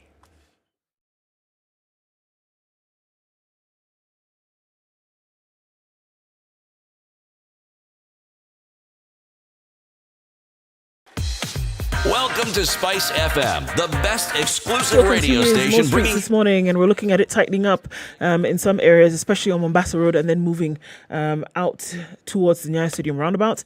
We're looking at Langata Road also, quite crazy right now, bumper to bumper all the way through to the roundabout at the Timor. Uhuru Highway is taking some up as well, going out into the city and into Westlands. Ring Road Westlands also getting some of that. Wangari Maathai Way. Let's come on back to this other side where we look at Raila Odinga Way, and that's quite packed right now as well. All roads lead to the CBD. Also coming off the Thika Superhighway, that is bumper to bumper, really heavy now. And Kiambu Road is doing that thing where there's traffic in both directions. And there's also some major overlapping to now some few 3-4 lanes trying to go out towards the Muthaiga Square. Let's keep an eye on things. Help us out with what you see as well. SpiceFM KE on Twitter. Text 40127.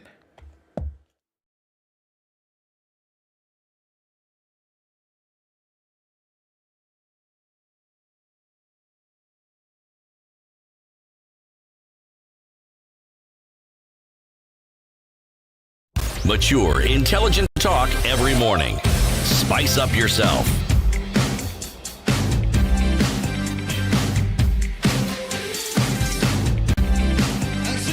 5 minutes to 8 Done right. this conversation. 94.4 Spice FM, Nairobi. Today, our guest is Ngari Gituku, former President Mwai Kibaki's private secretary in retirement. Ngari, you said there are many times when the former president would, at some moment, maybe hold a hand to someone and just sit you down and have a conversation. I imagine that you had several conversations with him over that, where he'd look back, reflect in public service, and look at things that he had done, and maybe just talk proudly of moments in his story or in his service. Well, a few of those moments when he would talk about what he did, what he achieved, and that's him. That's him. That's vintage him. He'd want to know what is going on at in one given time. Keep in touch with current affairs, news, very religiously, read papers and so on. But hardly ever refer to his time in government or criticize his successor. Never. But would he make a comment, even if it's not a criticism, like, make a comment about the current state of affairs? Well, he would look at something and say, well, I don't think that is right, but then it's not my time. He moves on and keeps quiet.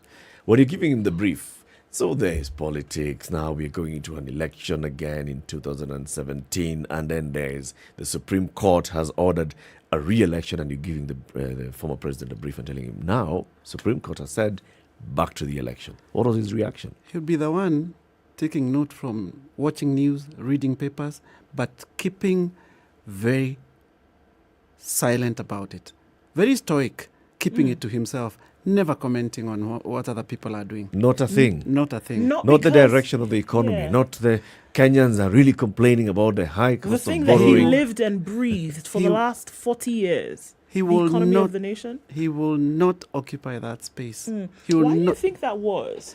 Because we never really heard him lash out ever, and even when he did break through that, it was what would be maybe a whisper from other people, right?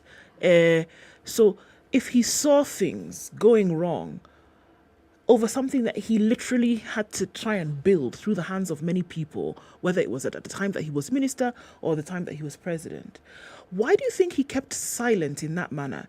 It was not for lack of what to say, or was that just how he was, that he would keep it to himself, even if he felt negatively about it? To begin with, I imagine, not know, that he must have listened to the sound of silence when he was very young. And he believed in the philosophy of the sound of silence. May I say this? To my boss, silence was communication.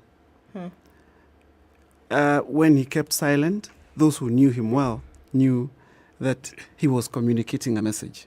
When he didn't say anything and simply looked stoic, he was communicating his wishes, his desires, his position.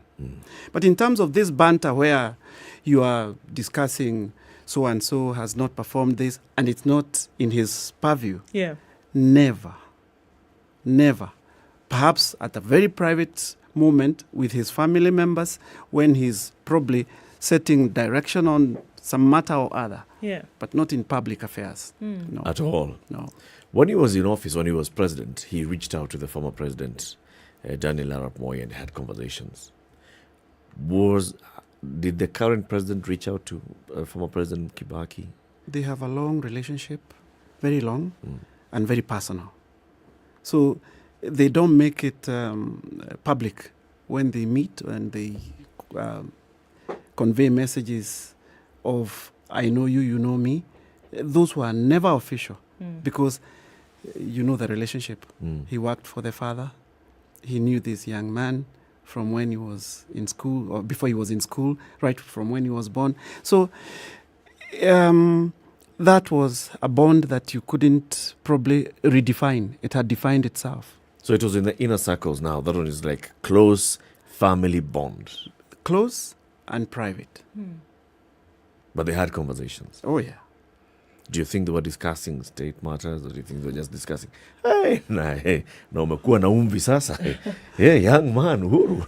I imagine it's anything from, do you remember this? Yes. Hey, do you know this? That I think you should know. It's a further kind of thing, I would imagine, because not many people would be privileged to know exactly how that relationship panned out when they were just the two of them together. Somebody would be lying to. They were not strangers. They've never been strangers. No. We often saw from former President, late Arap Moi, is that folks would go to his home, be it politicians, sat around him, sought counsel. He would give his opinion on who he thought would be, possible flag bearer, etc., etc. Obviously, you say that former President Mwai Kibaki was tight-lipped about many things. Did he often get this surrounding? Did people come to him to have visits, to get his insights on what was happening in the country, be it politically or otherwise? He had his share of friends who would also visit him privately and who would have private discussions with him. He has family, which he treats in a very special manner, quiet, nothing to be displayed to the public. But more importantly, I would say, in terms of giving counsel publicly, I've not seen many people whose genius manifests in asking questions instead of giving answers.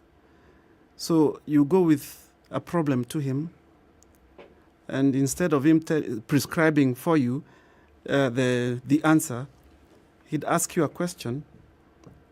And many have confessed that some of the questions he has asked have made them feel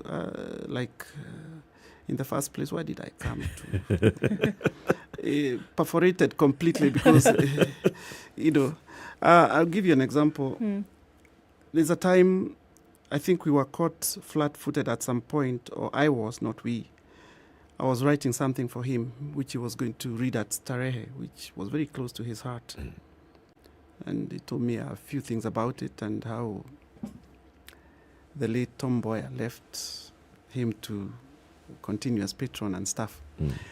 That one day, I remember him asking me, who did you refer to as so-and-so?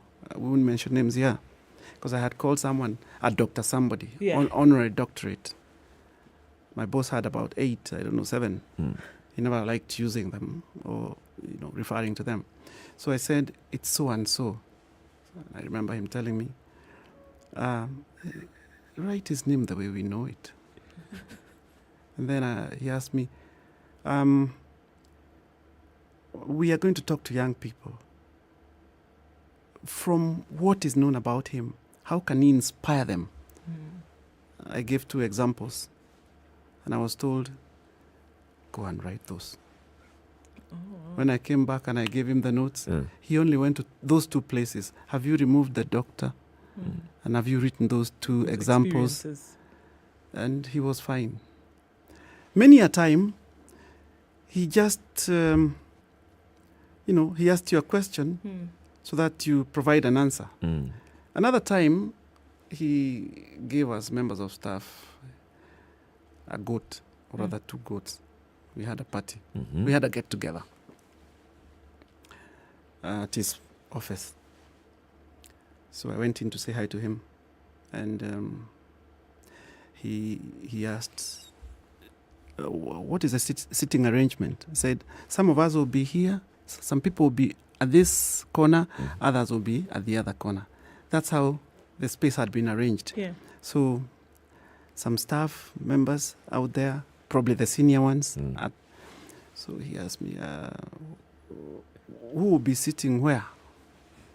So I said, I think, what's the arrangement? Why do we have 2 spaces? Yeah.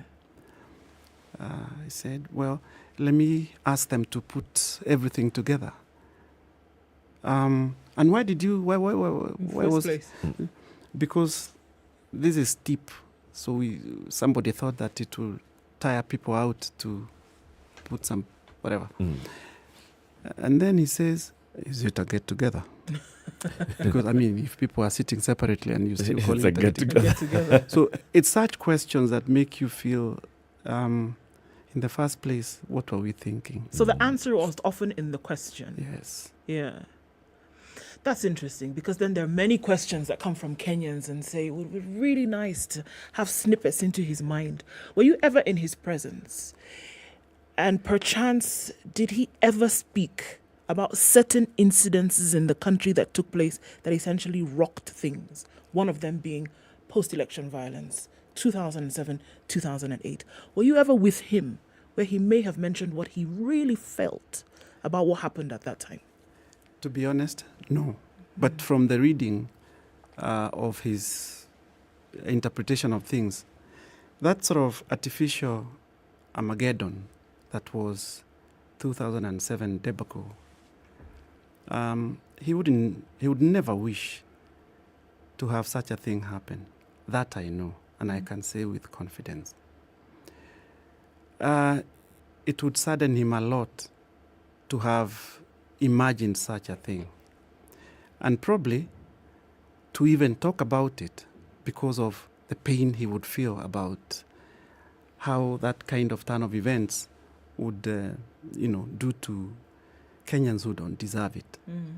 All I want to say is I do not have his insights on that particular. Yeah. But from looking at what I now know about him, it would sadden him a great deal to get us involved or associated with this kind of thing. And, again, another incident or some things that happened, in rapid succession. When he started out as president, he talked about, that speech, that famous speech, when he talked about his resolve to fight corruption. And then seeing things as they unfolded in the country later. Did he mention it? Did he speak about how he felt about the rot that corruption had created? You would see his attitude from the way he treated those who let him down. Probably he wouldn't even speak to some. As a way of saying, I gave you a chance, because that was him. When he gave you a chance, he expected you to deliver without being supervised. And that's why, on the whole, the mix of the people who served him, if you look at their credentials, it is what they were and what skills they had that was important to him, not other extraneous matters that did not really matter. Whether you were short or tall, as long as he knew you deliver. It wasn't about the tribe. No, never. Because there are many who even now look back and say, like in the first 5 years of the Kibaki presidency, it was tribal. And that's what led also to that whole tribal conversation around the 2007 election. I dare say, politics is a game of perceptions and so on, much as it is a game of numbers. When the hyena wants to eat its young, it will first condemn them as looking like goats or smelling like sheep, yes, so that it consumes them. The same way when you want to persecute a dog, you call it a bad, you give it a bad name, you hang it upside down and you hack it. The deployment of language and propaganda in political speak is what really determines the perceptions that people end up having. I would say for my boss, tribe has never been his capital for putting people where they belong. No. Or removing them from where they deserve to be. Yeah. Never a consideration at all. No. If you can deliver what he would like. For example, people ask me, which part of Nyeri do you come from? I don't come from Nyeri. I come from elsewhere. And it didn't matter to him. It didn't matter. No. So when you look back into those years of Kibaki in retirement, I mean, you're a storyteller, Ngari. Am I? I'm sure you'd have wanted to tell him, Mzee, from your experiences in Makerere to coming to helping to found and form KANU and founding the country, tell your story. Some of those who are very close to you have told their stories. Did you ever ask him, as maybe your private secretary, would you like me to organize so we can start documenting an autobiography or an authorized biography? It's coming. That is coming. He told us a few things about where he grew up, the sights and sounds of Gatuyaini, his experiences in Nyeri High School, Mangu. He told us a story, and that story is documented. Other people have told us their perspectives of the same. The one thing that he won't tell you are those, he's not the kind to tell you, I was number 1 in Standard 1. Go and find out from others. I went to school. That's enough. Yeah, absolutely. At some point, he will tell you, find out, come. Then I verify whether what you have done, what you have said is the truth. It's true. So there's something coming up. It's unfortunate that we didn't manage to finish doing what we needed to do before he saw it himself. But he was very keen. And the other publications that are coming up also, in due course, Kenyans will be able to read about this or the other. Is it the job of the office of a retired president to document the work of a retired president? What are the other, apart from helping the former president in retirement, making sure that everything, like you said, is moving according to clockwork? What other mandate should or does this office have? Now that you say it, probably post-presidency offices in Kenya in future may want to incorporate that aspect of documentation of certain material, although President Kenyatta has done well to put together a library and presidential library and museums department. But at a very personal level, there should be a microcosm of the same at the office of the retired president, so that he can choose people who he feels suit the bill to put together certain stories that then would feed into the bigger national conversations about President so and so and so and so. Because with time, we're still a young nation. With time, 500 years to come, people would want to know what thinking, what ideologies, what philosophies shaped the so and so's government and stuff like that. Absolutely. Yeah. In as much as he was, again, tight-lipped about how he performed, surely he must have felt a certain way about how the country performed under his leadership. Did he let that out? Did he discuss it? Not for any kind of self-praise or self-proclamation, but did he talk about his years as president? Did he talk about his years as finance minister, as health minister, as leader of KANU, as executive at KANU? Did he talk about those experiences, and then how did he feel about them? To be honest, it's people who spoke about them more than he did. If he wanted to feel the pulse of his choices when he was at the helm, he would get into a vehicle anonymously and drive on Thika Road. Much more than talk. Oh, okay. That's how he felt the pulse of what he had done.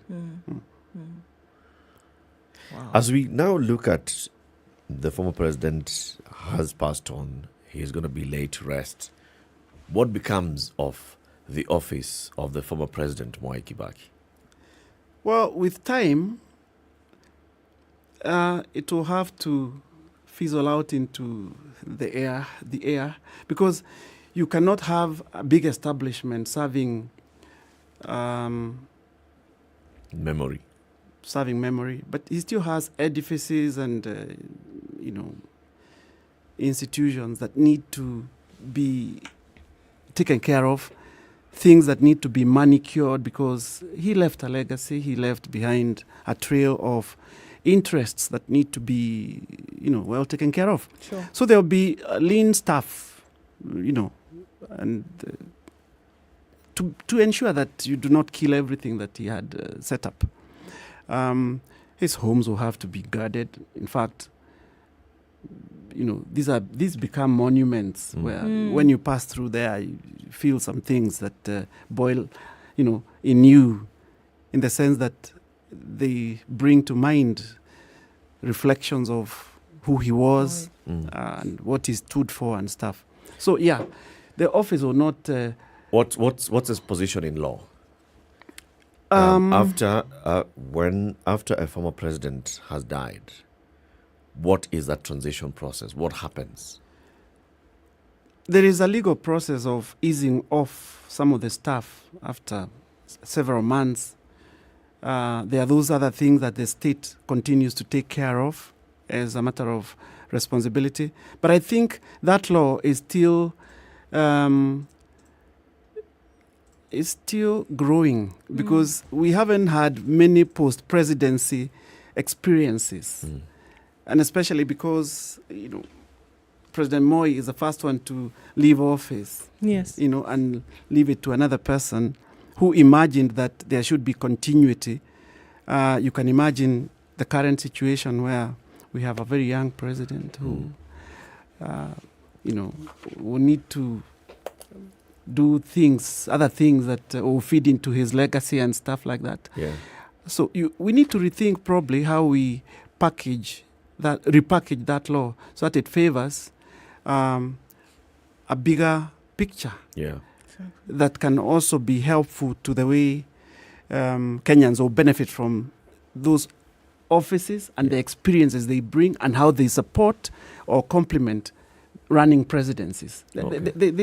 There's so much to be done in that area. It's quite an open-ended discussion. If you I'm sure your experiences will come in handy when it comes to fine-tuning this piece of law. This is a personal question to you, Gary. Yep. As somebody who has been here, who has served, do you think there should also be restrictions in law on what a former president should or should not do?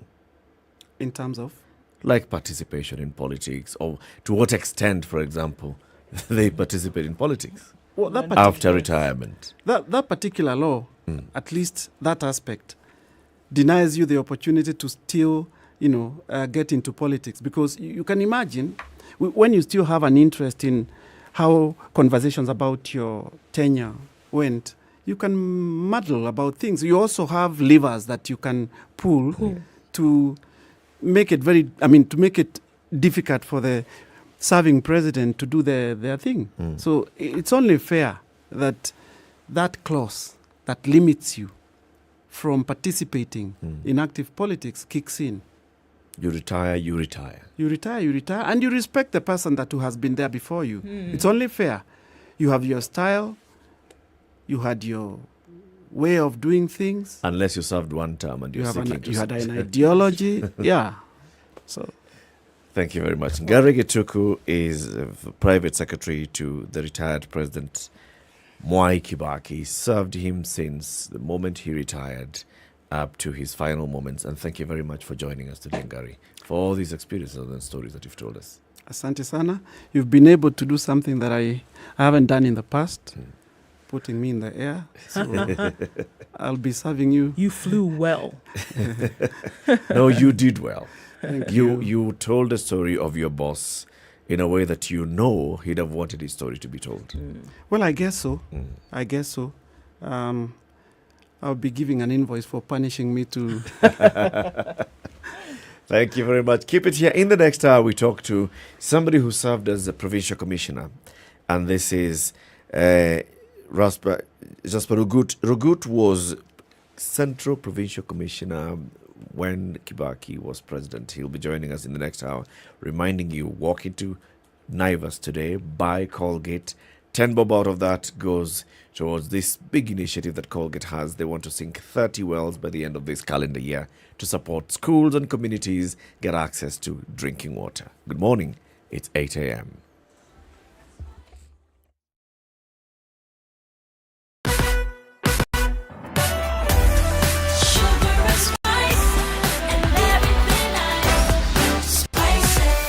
Spice up your life.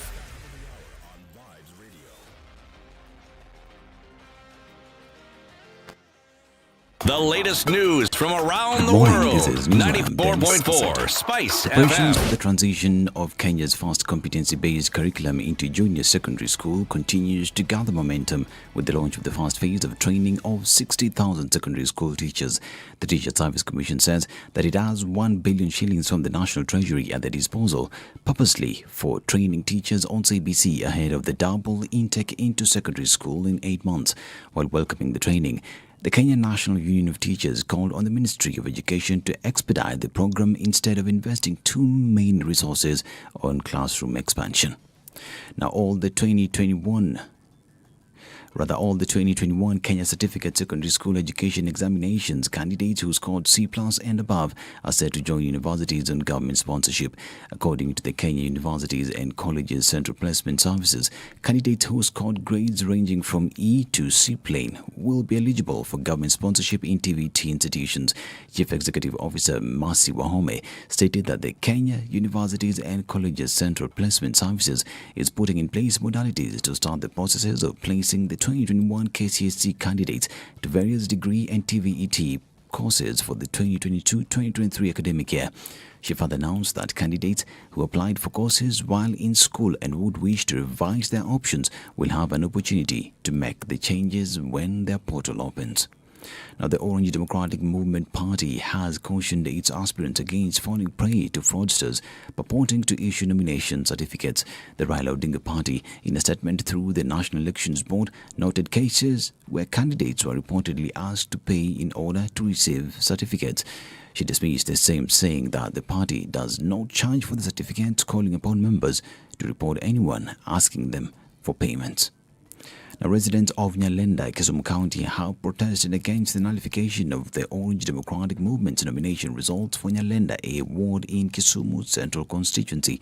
ODM's Appeals Board overturned the Wednesday nominations of the ward's MCA aspirant Latiff Ahmed Boitone, citing irregularities in the process. As per the Wednesday results, Latiff garnered 503 votes, flooring his main rival and incumbent MCA Ojwang Ogendo, who received 206 votes. The irate residents accused ODM of high-handedness, threatening to withdraw their support in favor of parties affiliated with the Kenya Kwanza team. Police lobbed tear gas to disperse the irate crowd, who were hurling stones to repel the law enforcers. Now, Murang'a gubernatorial candidate Jamli Kamau has become the second aspirant to announce his running mate.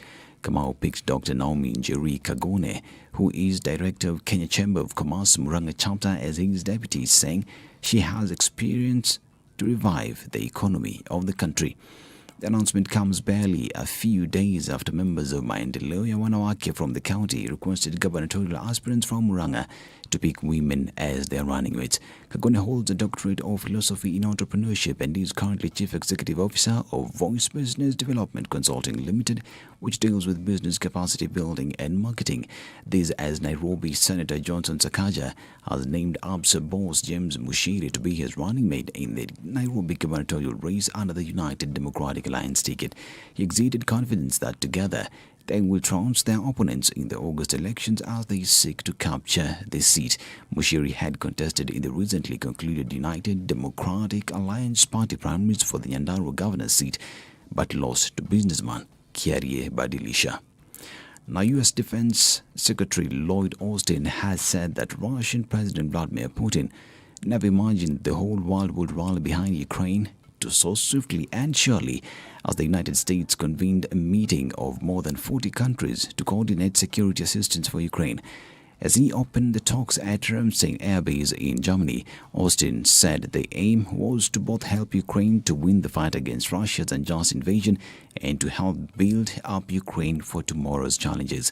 Austin's appeal for more help from Ukraine came a day after he said the U.S. objective in supporting Ukraine was to leave Russia with a weakened military.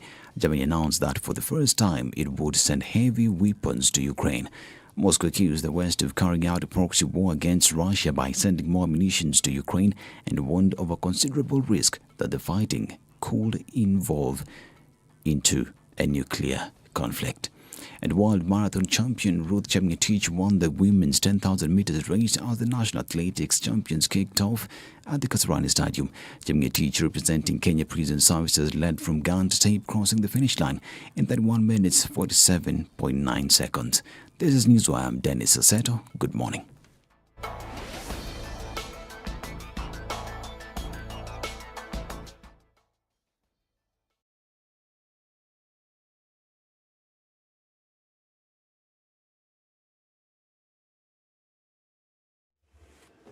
All right, this is when traffic hour really looks like it's picked up in most parts of the city. Coming off State House and then joining into the city today, quite a lot of traffic. And there is a bit of traffic right around Parliament buildings, to be understood, as the public viewing still goes on through today at 5 o'clock. You're likely to see those roads closed off and folks have to use the long way round. All right, into the CBD, most roads, Muranga Road getting into the CBD coming off of Thika Superhighway, which, by the way, is still pretty tight, way beyond survey, out then past that Mathare Junction, past the Outer Ring Junction. That continues. Kiambu Road also pretty busy in and outbound. We're also looking at in and outbound traffic on Limuru Road. Outer Ring is also doing that thing this morning. Quite busy, as well as Uhuru Highway getting into the city centre. Let's keep an eye on things through the course of half hour or so and see how that may change. Let's talk on SpiceFM KE on Twitter. Text 40127.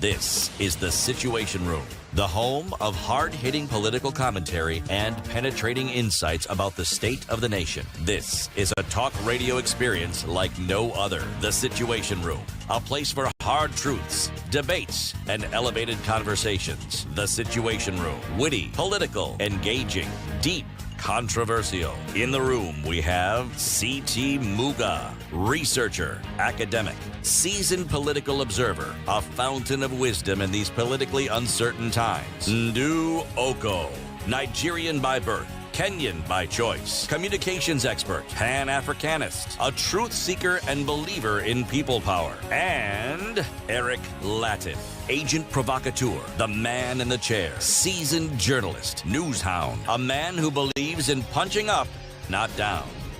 This is the Situation Room. It is 8 minutes after 8. The only way Good to morning. start How your are day. you doing? Happy Wednesday. It's the 27th day of April 2022. The nation is still mourning the passing of former President Mwai Kibaki. And it is Eric and Ndu. City is away today. Ndu has the day's proverb. No matter how hot the anger, it can never cook yams. No matter how hot the anger, it can never cook yams. It's of no use. It will not benefit a community. No. Get angry. Just relax. Relax your anger. Basically, this is what the Nigerians were saying. Yes, essentially. Doesn't matter how angry you get. You can't eat and survive. No. So mekasirika. Jafta Kiplimo Rugut is our new guest, and we want to also welcome our guests who are watching us on KTN Home now. Jafta Rugut was famously known as the Provincial Commissioner, and he served for many years in the provincial administration. Thereafter went into sports management. Then he was in the anti-doping agency. Bwana Rugut, karibu to the Situation Room. Asante sana. This is Kenya's biggest conversation. That is the hot seat. When we see somebody who's been born a PC coming here, we tell him, Bas, umejileta.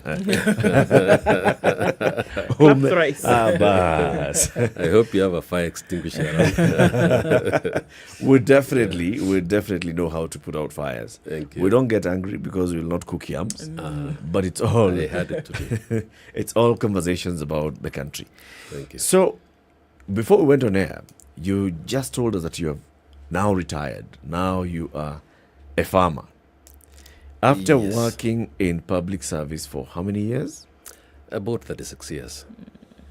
I joined public service in May 1986. In the Ministry of Information and Broadcasting, I worked in the then VOK, partly in the newsroom, and also as a television producer. For about 2.5 years, about 3 years. I joined Moi University late 1988 as a tutorial fellow, assistant lecturer, for about 2 years. And then now joined mainstream public service again in 1990 as a district officer, and rose up through the ranks to the level of provincial commissioner, as mentioned. So from DO, you become DC. Became then a DC in a number of districts. And then I was appointed as a provincial commissioner in February 2006 and served in Central Province for slightly over 7 years. Until now you left the provincial Until administration? I left provincial administration 2013 in the month of March. There's a very interesting bit that you've said here. You worked in the newsroom. I worked in the newsroom. You're in good company. So this feels like home again. What you're looking at this, you're feeling, My I wish I had days. continued here for that other time. Yeah. But then again, the challenges out there, and the change from this to that also provided new challenges, and I think good decisions were made, and I rose up through the ranks in that manner. In how many parts of the country did you serve, from DO to DC? Not less than 18, about 12 as a district officer, about 6 as a district commissioner, and one province as a PC. So you serve the length and breadth of Kenya? Yeah, almost across the country. Someone comes to you and tells you, I am from such and such a place. Unajua mzee nani? I might mention the village and the village elder there, and the people in the church there, and a few other things. The details of interacting with the public in the whole country. Serving in the years of former President Daniel Arap Moi, and then serving in the years of former President Mwai Kibaki as provincial administration. There are those who have come here and told us, for example, in the years of Moi, in the morning, Moi would first of all want to have a brief of the country from his PCs.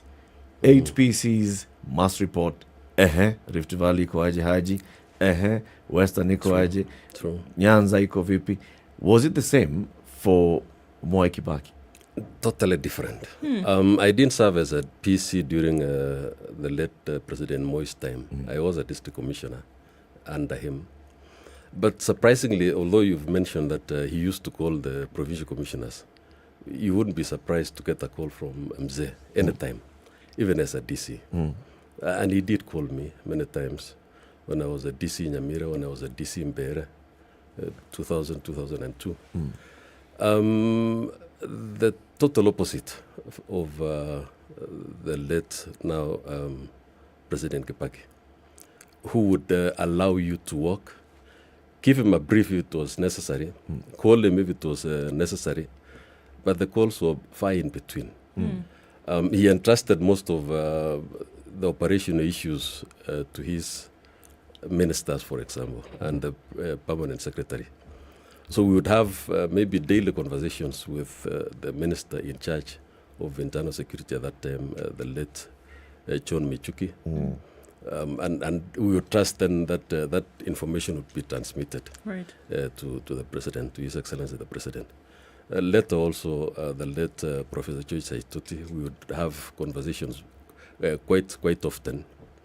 And the permanent secretary is Mr. Kitwai, Mr. Kimemia, Mr. Mutai Ringo.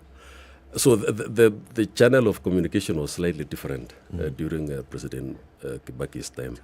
But nonetheless, we still felt that we were connected. Because if you are not asked a question about what has gone wrong, then you know you are doing the right thing. How did it feel? How did it feel in order to expend duty and knowing that, yes, somebody had given you the position and then given you the leeway to be able to do your job? Did it feel easier to work? Or did you feel that you needed the constant reminder about what the country needed? The good thing is that the confidence alone was an inspiration in itself. Knowing that you had been appointed to a position, the appointing authority has full confidence in your ability, in your capacity, and does not micromanage the things that you do on a daily basis, so long as things are going on right. And that was inspiration enough. We would go out of our way to get the details of what we needed to have done and what we knew were the expectations of the appointing authority and the expectations of the nation at large. And this caused very constant consultations between us, our peers elsewhere, and also our seniors in Harambee House. Really very gratifying when you know that you've been entrusted with a position as challenging as that of managing a whole province, but again being given the leeway to make certain decisions on your own, and when necessary then be able to brief the seniors in both Harambee House and if need be, and I've said very rarely, the appointing His Excellency the President. However, let me mention this, that in my situation in Central Province, there was a bit of a difference. Remember, Othaya, the constituency of His Excellency, is within Central Province. And there were certain details which he expected, mostly from the ground. And since he was busy with national duties all the time, he would be all over the place in other areas of the country, performing his other national duties. Then it became sometimes my responsibility to follow up on certain details and where necessary be able now to brief him. He would come for a constituency visit, for example. We would go together. And we all know Mzee, he doesn't give you details about, he would ask you a question, sometimes a bit vaguely. Hiyo kitu tuliona siku ile. Hiyo inaenda namna gani siku hizi? And you have to think very quickly. Kitu gani? Hiyo kitu tuliona siku ile ingekuwa ni kitu gani? You know, then very quickly find out all the information you require about that particular subject. Which means also all the time I had to get full briefs from the technical officers. It could be a health center. It could be a security installation, a police post. It could be maybe a school, some facility within a certain area, which he had a particular interest. And you know, within a short period of time, you would get to know Mzee has a particular interest in that detail. Is it a road connecting? And you quickly would get the detailed briefs from the technical officers. You know, we developed some rapport, very good rapport, to the extent that I would almost anticipate what would the next question be. And we would reach a place and he stops and he says, nataka tupitie ile pahali ingine, ile pahali tulienda siku ile. Quickly you have to rearrange the convoy and head to where you know that he had mentioned in an earlier conversation, in an earlier visit, in an earlier brief that he needed to see. And we did that. Within a short time, we were able now to be able to coordinate things, particularly now for the constituency. So you also became like the Othaya MP, by extension, helped a lot by other people on the ground. Othaya had a special team of people. We used to call them the ODA, Othaya Development Association, and with very good, leadership there, whom he had entrusted fully with issues of development in the constituency. We had the late Mwito Kabuya, in that association. We had David Washira, the former CEO of Consolidated Bank, also chairing that. And then later, the current Member of Parliament for Aldaya, Honorable Mugambi. And we would link up with them on a daily basis just to discuss issues which were dear to the heart of His Excellency the President. And where I would be able to push from my position as a Provincial Commissioner, pushing the technical officers, the road engineer, the Provincial Medical Officer of Health, and whoever was involved, whoever was responsible, then we would be able now to coordinate. I formed the linkage with the technical officers on the ground and the leadership of their development association. And where now necessary, then we'd be now able to give a joint brief to His Excellency, particularly prior to his visit to the constituency, or when it needed to be done, so that he would be abreast with whatever was happening on the ground. So this was the other challenge for us in Central Province, that you are not only doing the normal duties, but you also have to extend a hand to also perform other specific duties representing His Excellency the President on that. He was also known as a reformist, and we saw a lot of the reform agenda during his presidency, and it didn't matter across sector, whether it was infrastructure, etc., etc. The administration, did you feel, and how did you see some of the changes that came about because of his reform agenda? How uncomfortable was it? I would say very comfortable. This is a very special person. His Excellency was, I can just use that word, special, in as much as he would provide leadership without seeming to push you. You would just know he wants this to change. He has seen this, and he has said, no, we need to alter this. And he would have his own way of communicating. And most of the time, he would, at the end of maybe a conversation, or at the end of that constituent visit, he would sometimes tell me, wewe sasa ndio yule mtu yuko hapa. Sasa nataka tufanye hii mambo kidogo tubadilishe. Just a simple statement. And you'd be able to capture that, Mzee wants us to change. And reforms came in that manner, in a very comfortable way. We were able to change things. We were able to, sometimes he would be informed about an insecurity problem in a certain area.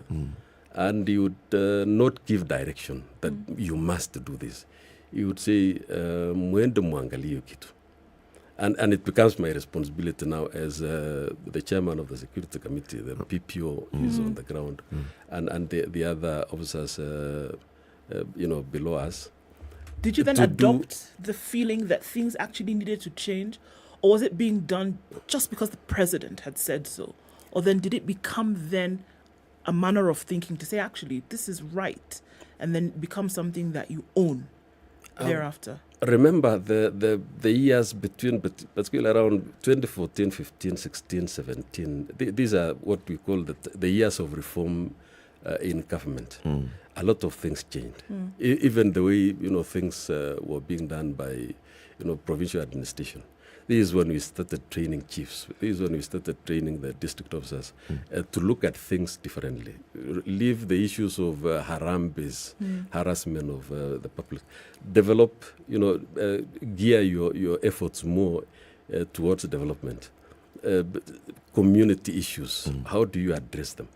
So it's not only that the president has said it, but you are looking at the bigger picture that the government that the president we are talking about was leading was focused on reforms. Focused on reforms in the public sector. How do we manage institutions? So these were things which were going on at the same time.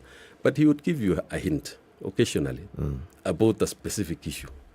And we would go around, and we normally chose to cut across. A constituency visit, for example, would not end in one specific sector. We would go to the dairy industry, we would go to the cooperative societies, the coffee factories and so on, the tea factories, cross certain roads and stop and discuss the roads. So you get the idea of what he wants, what he feels is the right thing to be done. And you are looking at the background of we need to change in terms of how development is brought to the people, how public institutions are managed. And you get that some indirectly, some with a hint only. But also remember, these were the times when we did a lot of training on how do we anchor, the leadership of, the public administration towards the reform agenda in government. Yeah. How do we, synchronize the desires of the leadership of the nation at the top with what is happening here on the ground. And it worked very well. Sometimes without any push, but as I've said, with a hint here and there. But understanding the man, the leadership, understanding His Excellency was very key to this, so that you needed to really understand what direction does he want us to take and fit into it seamlessly. For very many years, the provincial administration in this country had has had an image, and that's an image of ukiona chief hepa DO anakuja, just know it's the time to close shops because the DOA is coming and we must attend the DO's baraza or the DC's baraza, and it's by force, by fire. And now you're talking about the reforms. Those reforms, how are they being received by the people? From where you sat, and as you are coming in and you are a PC in a new era, having served as a DO and a DC in a different era, how are people relating with the provincial administration?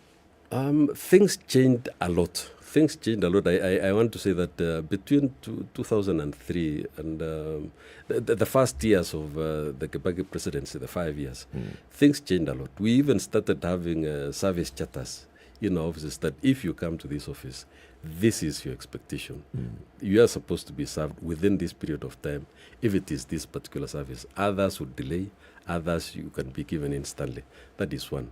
The issue of corruption, which we all know during that time really went down because there were no longer any arambis. There were no receipt books on the desks of the local administrators expecting you to give some token, whatever contribution before you are served in what really was your right. You go to that office and whatever you're going to be given there, the service you're going to be given there is your right. And so in the course of time, it started trickling down very well, and people appreciated. That one I need to say that the appreciation was, it was there. You could feel it. People were saying that now you go to a government office, you're not meant to wait. The servant leadership, which we could see His Excellency himself practicing, down to earth, able to communicate things without giving instructions, without being able to push anybody, coercion. So it trickled down, and with all the trainings that we undertook at that time for senior staff and also for the other staff, the district officers, the chiefs, the assistant chiefs, you could now feel that there was change. Government officers became more friendly. The RRI, rapid response initiatives to change certain things, even clean up the offices, so that the clutter which was common at the district headquarters, division headquarters, all the vehicles, junk all over the place, unrepaired furniture, scattered on the corridors. Things started changing, and you could appreciate that now. Here is government which is closer to the people. Here is a government which is able to communicate its services directly, and also get responses from the citizenry. That was the feeling that came, and you could feel it, you could appreciate it. in every level. I want us to take a break at this point. 29 minutes after 8. This is Kenya's biggest conversation, The Situation Room. We are live on KTN Home, on SpiceFM, on YouTube, and on Facebook. It's Eric Latiff and Ndu Okoh hosting Jafta Kiplimo-Rugut, who was a provincial commissioner from 2006 to 2013, serving in Central Province under President Mwai Kibaki. Before that, he had been a DC, a DO, and since then he has also served in public service until retirement last month. He's here with us talking to us about the president that he knew. How did Mwai Kibaki ensure security was implemented in the country and also development? Remember, provincial commissioners are not just security officers. They're also development officers. They are everything. In very many instances across the country, security officers, provincial administration is also judiciary. It's 8:30. Let's take that break. We'll continue the conversation shortly.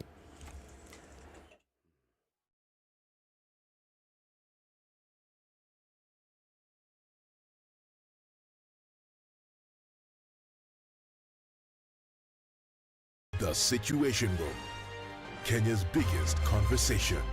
Brought to you by Colgate.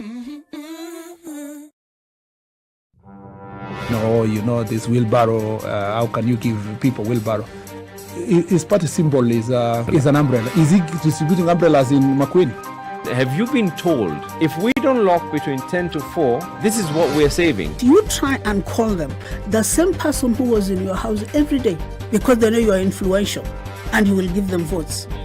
Call them after 1 month and see if they'll pick up their phone. Don't tell your member of parliament that you want him to come and build a school, you want him to come and do a hospital. That is not the work of the member. Now that we have devolution in this country, these resources should go to those devolved units. You have to have strong, independent institutions. And you have to have police who has the right to take the biggest town in the country and question, why did you do this and that, and send them to court if necessary. Joel in Kericho, good morning. Salama sana Eric, habari asubuhi. Salama kabisa. Mbunge wako ni nani? Anaitwa Seriousness Maritim, hapa ni Ainamoi. Seriousness Maritim, Ainamoi. Yes. Sasa ile juma namwambia yeye nini? Amalize aende. Oh wow.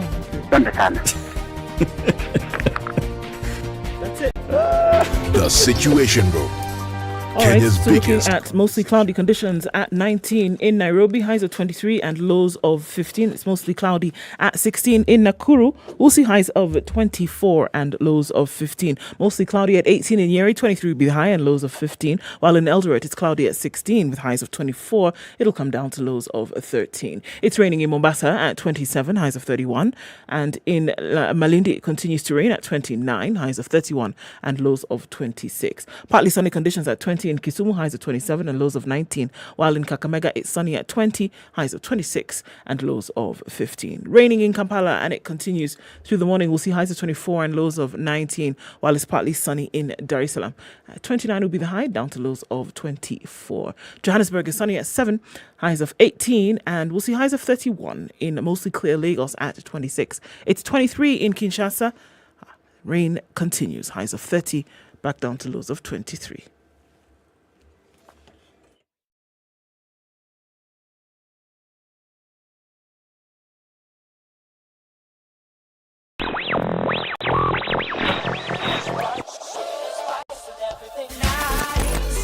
Traffic continues most parts of the city. Langata Road really packed, spilling over to Raila Odinga Way, Uhuru Highway between the Bunyala Road roundabout and the Haile Selassie Junction. That is quite the bumper-to-bumper situation. And even beyond that, we're going out then towards University Way roundabout and then spilling over towards State House Road. That slows down some. Thika Superhighway, now we're seeing traffic just past the Utali Drift. Kiambu Road continues, as does Limuru Road. Coming out of Westlands also looks pretty messy on Waiaki Way. Don't forget, you can use the Red Hill Link Road. Seeing quite some action on Ring Road Westlands. It is the hour. Let's wait and see what happens in about half hour or so. But for now, that's what we have. Not too terrible. Use your bypasses, folks, just in case you can't sit in that traffic for too long. Let's talk on SpiceFM KE on Twitter. Text 40127.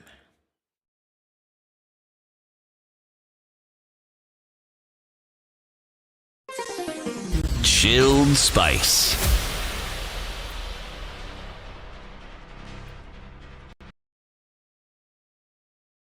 Mature, intelligent talk every morning. Spice up yourself.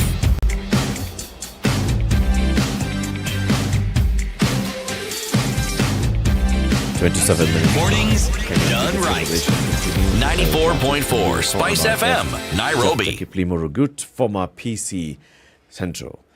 During your time, Bwana Rugut, we had incidences of security or insecurity and action by government that took place in your area of jurisdiction. And this is in Central. There was issues and incidences of Mungiki. And then there was a crackdown on Mungiki that led even to a UN special rapporteur coming to look at extrajudicial killings in the country. What happened? This is one of those situations that up to today we still want to understand what led to this. There could be many other, many theories about what led to the Mungiki situation. In the 2006, 2007, up to 2008, we had a lot of incidences. Muranga, for example, at some point became a no-go zone. Areas of Githunguri, areas of Kiambu, around Banana, Mujatha, those areas. It became it came to the point where even businesses were closed. People who had constructed their houses, good houses, very comfortable homes, moved away from those homes. They were not able to live there because of the harassment. Of course, it took an economic dimension where sometimes it was a situation of you have, I don't have, and they come to you if you have certain properties.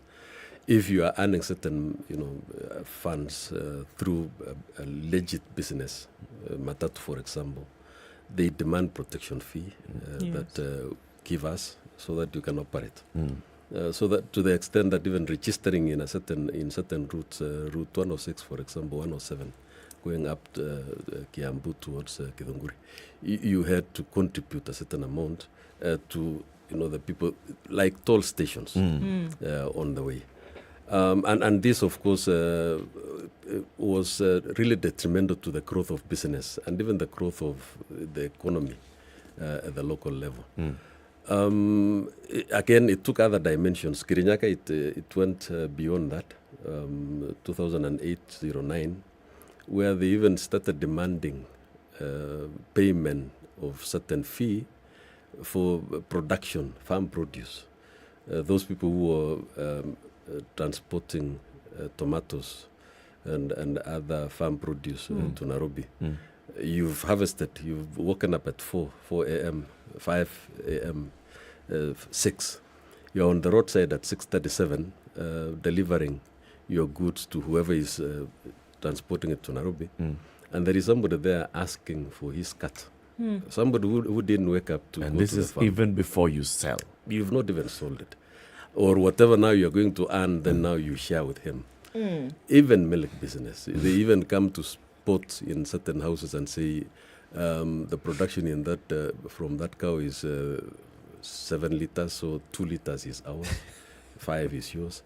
It went to that level, and it was to us it was an issue of great concern. This was very fast. I mean, within a very short span of time, it had spanned the entire province. True, mainly, as I've mentioned, Kiambu, a lot of it in Muranga, part of it in Thika, Kiandutu area. Kirinyaka, it went there between Karatina in Nyeri and Kerugoya, Kutus. So this was an issue of great concern to us. A lot of it also in Mukuru.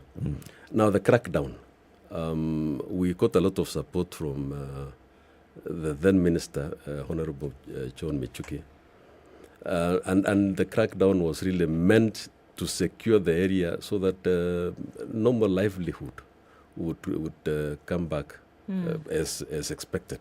Because if you are a farmer producing milk and you have to share that produce with somebody else who has not fed that cow, who has not done anything, if you are producing, minji in your farm, you've irrigated it and you've worked overnight in those conditions, rice fields and so on, and somebody is there asking for his share, then these were serious issues, and the crackdown was really justified. Sure. Was it justified to the extent that it went? I mean, we had very many instances of people reporting that their loved ones have disappeared, turning up dead, or their loved ones have directly and expressly been shot dead by the police. I think those are subjects of investigations and maybe conversations at another level. But what we are saying is that government had to secure its citizenry.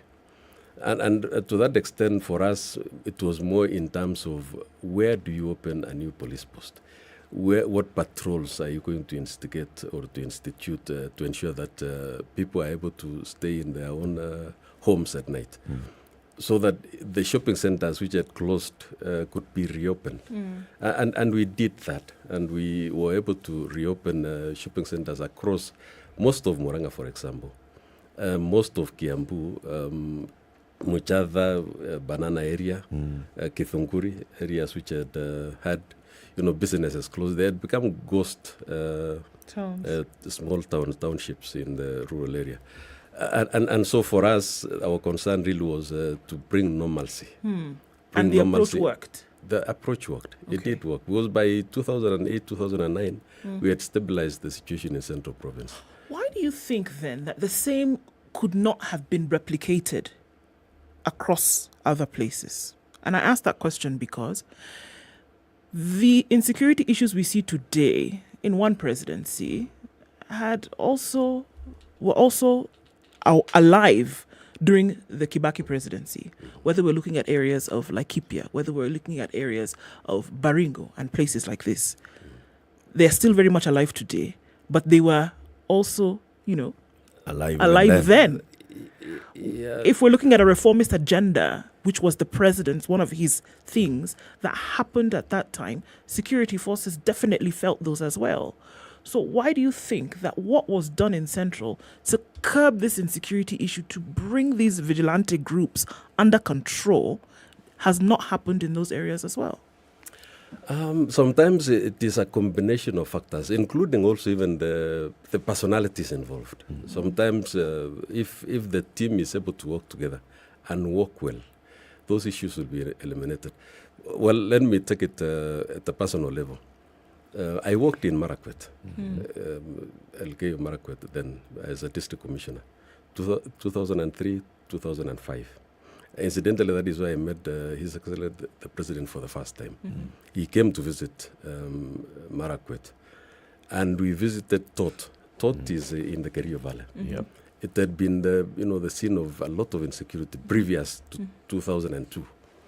And then NAC took over in 2003. I was posted immediately after that in January, end of January 2003. When people had actually moved from the Kerio Valley and gone up the hills. They were living in, even some in caves, up the escarpment because of the insecurity, emanating from across Kerio Valley, the other side, Koloa area. But we were able to stabilize that within a year. And by the time when the president visited Marakwet in 2004, and maybe that is where he could have spotted me for the first time. Because the reports which were given was that now people have been able to move back from the escarpment where they had been forced to live for many years. Schools had closed. We were able to reopen over 20 primary schools along the valley, which had been closed during that period. And now that is a combination of many things, including, dedication, including building the right teams on the ground, and being able to interpret what could be the cause of the problem. And also using the local community to provide intelligence, provide security updates, and be able to intercept problems before they occurred. So this can happen. And sometimes now, if the right focus is not placed in a security situation, then you'll find that it escalates. Instead of diminishing, it can go up. It can be done. And I believe that this could be part of the lessons that can be replicated in other places. If we managed it in Kerio Valley in 2003, 04, 05, to the point that farm production in Kerio Valley in Tot area, went up. People were able to now sell mangoes. People were able to harvest the short-term crops, millet and sorghum. Within a very short time, they were actually exporting the food out of Kerio Valley. In 2 years' time, we had reopened schools. As a This district can be commissioner, you chair the district security committee. Yes. So you also are privy to a lot of intelligence that's coming from the various agencies. Yes. What are the causes of insecurity, for example, in Kerio Valley?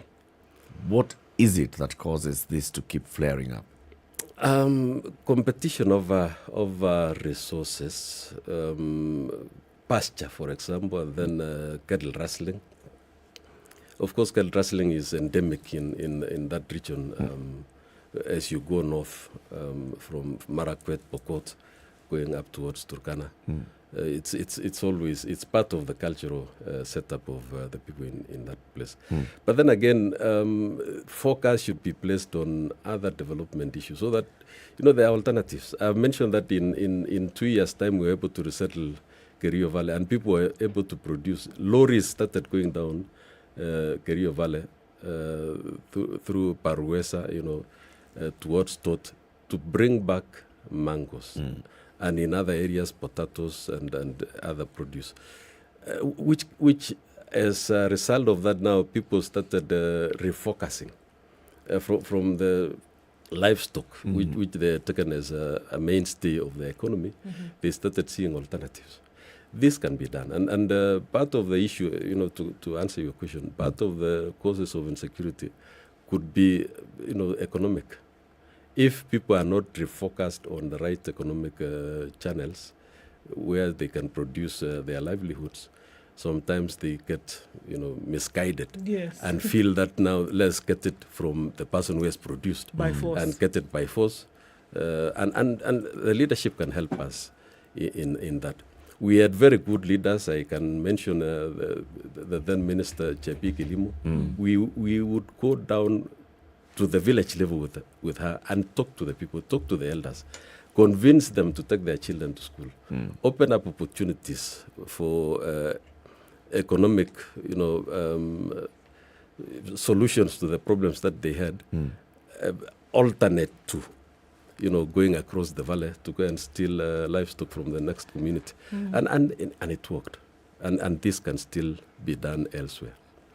There are those that have also talked about the lack of development or slow development in some areas, non-existent development in some parts of Baringo, of Elgeyo Marakwet, or even for West Pokot. An area you find an entire ward does not have a health facility, does not have a school, does not. Why would we have such? And yet we had DCs and DOs everywhere in this country chairing development committees. The situation was slightly different at that time. I would want to say that, when we had funding coming from the national level, going down to sometimes it would miss the target. I want to say that maybe sometimes things were not channeled the right way. But that would not be the excuse now. Now that we have CDF, we have that is a kit which can be utilized by the member of parliament of the area. We have the devolved funds through the county, and now focus can be directed properly and well, and to reach the target very well. So in fact, in the last maybe 10 years or so, I would expect that some of the things now that we are talking about would have been put behind us, because now we have better focus, we have better resourcing from government through the CTF and through the county, various county kitties which are available for the development of these facilities, schools, and so on. It's true, I visited areas of that, what we would refer then to as North Baringo at that time, and you'd find a whole location without a secondary school. So you can imagine now, where do this, the transition, where would they transit to? Primary school, and then that is the end of it. The same people would now remain in the village. What do they do?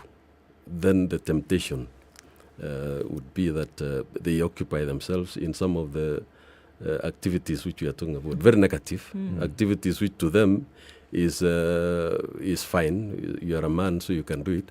but which we know are detrimental to the overall development of that area. Build more schools, encourage the transition between primary school and secondary school, build other tertiary institutions, polytechnics, get these people occupied, have them employed, self-employed if they are not able to be employed gainfully elsewhere, but they can have their own activities which they can get involved in. This will gradually, and it's not even in the long term, it could be in the medium term, short and medium term. 3 to 5 years, you're able to transform an area. Right. Yeah. Do you see, as in, if you look at what is currently happening, I mean, of course, just giving reference back to former late President Mwai Kibaki now and saying that, these are things that happened under his administration. Would you say that there was a good handle on things because of, the ideas that he put out there and said, look, this is the direction that we ought to take. This is what we should do around the country. Do you think that things developed properly under his watch, and moving forward, would it have been different had he not given the kind of direction that he did? I will go back to what I said earlier. Mzee Kibaki was a special person. He looked at the bigger picture, but he never lost details on the small issues. And many times, as I said, in a casual conversation between you and the president, between us and the president, you would get to know that he wants certain things to be done. He was able to provide direction in a very subtle manner. And I believe that is why those successes were there. It was easy. It was easy to gauge the direction you want to go, because now you know that even if you do it yourself, having picked it up from him, you would have his blessings. Sure. He might not even come back to ask you about it again. I am saying this because, with all confidence, because I know I used to generate briefs for him. Generate a brief for His Excellency, and he will go through it page by page, detail by detail. And he had a very close grasp of figures. He would know the transition rate in an area for primary, secondary school. He would know the number of, in the starving levels in schools, the shortage of, the number of teachers. How many health workers do we have in our so many, health facilities? And why do we have that shortage? Give him a brief today. He comes 6 months later. He will not have forgotten what you briefed him 6 months before. He will remember, and he will ask you, now, Ile, what have we done about it? So you see, when you have somebody who has that patience, that capacity to understand the details of what needs to be done, and he is able to revisit and ask you if you have made a change, a difference from the last time when he was there, I mean, then things will work. And I can say that, for sure, things changed because of the grasp he had. And we might be talking about Othaya, which was his constituency. But remember, he would not finish and end at Othaya. When we are through with that conversation, then he would now turn to me, because I represented the province, the other counties, all the way up to Nyandarua. Then he would ask me, na huku kwingine, what is happening there? Wako na mambo kama hii tunafanya hapa. You see, now he's already asking me to go and get details about those other places, which I would provide at an appropriate time. Which means for him, it was the small, and then you build it to the bigger one. The bigger picture would always, not be lost to him. He would ask me about na huku kwingine Kiambu huko, ile mambo tulikuwa tunasikia huko, imekuwa namna gani? Because you see, we finished the conversation with the leadership at the local level, but he still knows that I can move that agenda forward at another level, and he has now removed himself from the local constituency, MP. the MP for Othaya. And he wants me to look at the bigger picture, all the other constituencies in Central Province at that time. And it became our own challenge. I would ask then the district commissioner of that particular area to look at the security situation there, the problems in the schools in that area, the health facilities and so on. So that fidelity to, detail is what I think changed things during the Kibaki presidency. It's also said that under his watch, a lot of the infrastructure was built so that, or the foundations were built so that you could come then later and fill in. Do you see that also in the sector with the provincial administration? Do you see that having happened? That today, because of what happened at that time, then now you can, fill in and just keep going and keep filling in because of that structural... True. I think President Kibaki is one leader who realized, I think he identified the vehicle to move the country forward. Infrastructure development was one of them. And he was always very keen on what could be done to develop infrastructure in terms of even buildings, in terms of, the economic recovery strategy. Part of it was what do we do in schools, laboratories, and a lot of laboratories. And we were made even to be like the clerks of works at some point to inspect and ensure that these were developed. 2008, 2009, 2010, many things were done in the local areas of jurisdiction, which we knew had the blessings of his success, because he could see this is the only way that you can develop. This is the only way that you can move the country forward. And the foundations were put there. Many administrative units were created around the same period. District headquarters were built. Security posts were opened. Locally, I've said, there we opened about 6 or 7 police posts, and others were upgraded to full police stations. Katuruturu, we had Kariko, we had Kiathenge, we had Witima.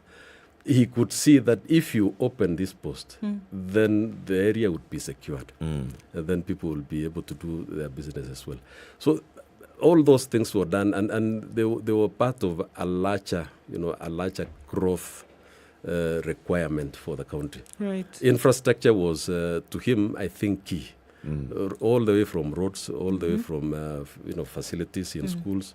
And he would take details. He would sometimes just go to a school and want to visit a laboratory, nothing else. Yes. The rest of the things he doesn't want during that particular period. Or he goes and he wants to see the library. How have you stocked this library? How have you developed it? Reading space, is there enough? So you could see, those details.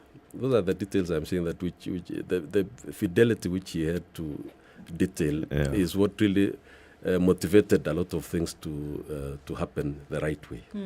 And finally, as we conclude, 2008, post-election violence. As the Provincial Commissioner for Central, there was not widespread violence in Central, but at Provincial Commissioner level, you and your colleagues, PCs, Nairobi, Nyanza, Rift Valley, and the others, tell us about that period and what the President was telling you to do. Yes, a very trying period, a very trying moment, in the history of this country. Very painful pictures which we saw. And true, Central Province almost became like, isolated from what was happening elsewhere. But we were hit very hard by a humanitarian crisis. We received thousands and thousands of people displaced from elsewhere. And we were opening up internally displaced centers across, the province. We had them here in Kirathimo in Kiambu, Kiambu West. We had them in Olkalau. We had them in Olchororok. Those very many. And when you are receiving 5,000 people in one day, or in a span of 36 hours. It's strenuous. Without food, without shelter, nothing. And we had to work overnight with the then Ministry of Special Programs to ensure that, they got food, they got, facilities, drugs. But what was the President telling you? What were the orders from the President? Incidentally, I would not say that there were orders, but he would ask us ensure that we have those people settled down.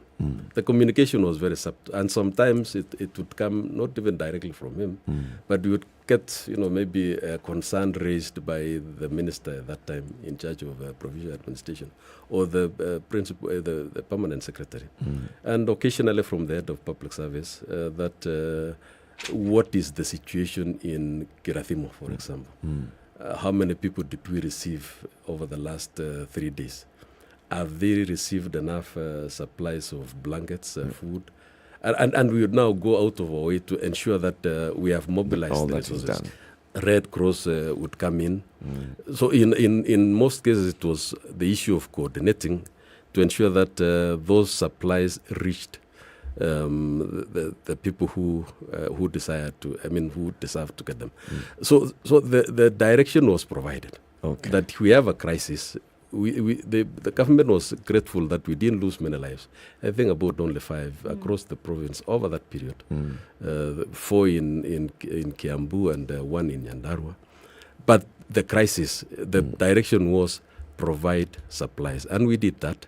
Of course, the other step came much later, the issue of resettling them, but that was handled from the headquarters. Ours was now to identify who goes first. If land has been bought in Laikipia, who moves first? If land has been bought in Nakuru, which was done, who moves next? Who gets there? And so we were coordinating from the supply end so that we channel the number of people who have been identified to go where the facilities have been provided. Wonderful. Good. I want to thank you very much for joining us today and for sharing with us your stories, your experiences with the former president, Mwai Kibaki. I'm sorry, I keep calling you Jasper. I read the name.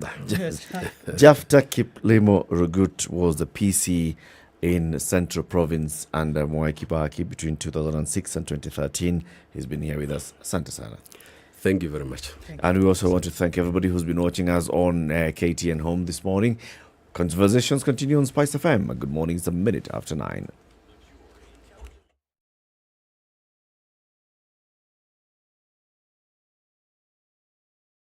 Mature, intelligent talk every morning. Spice up yourself.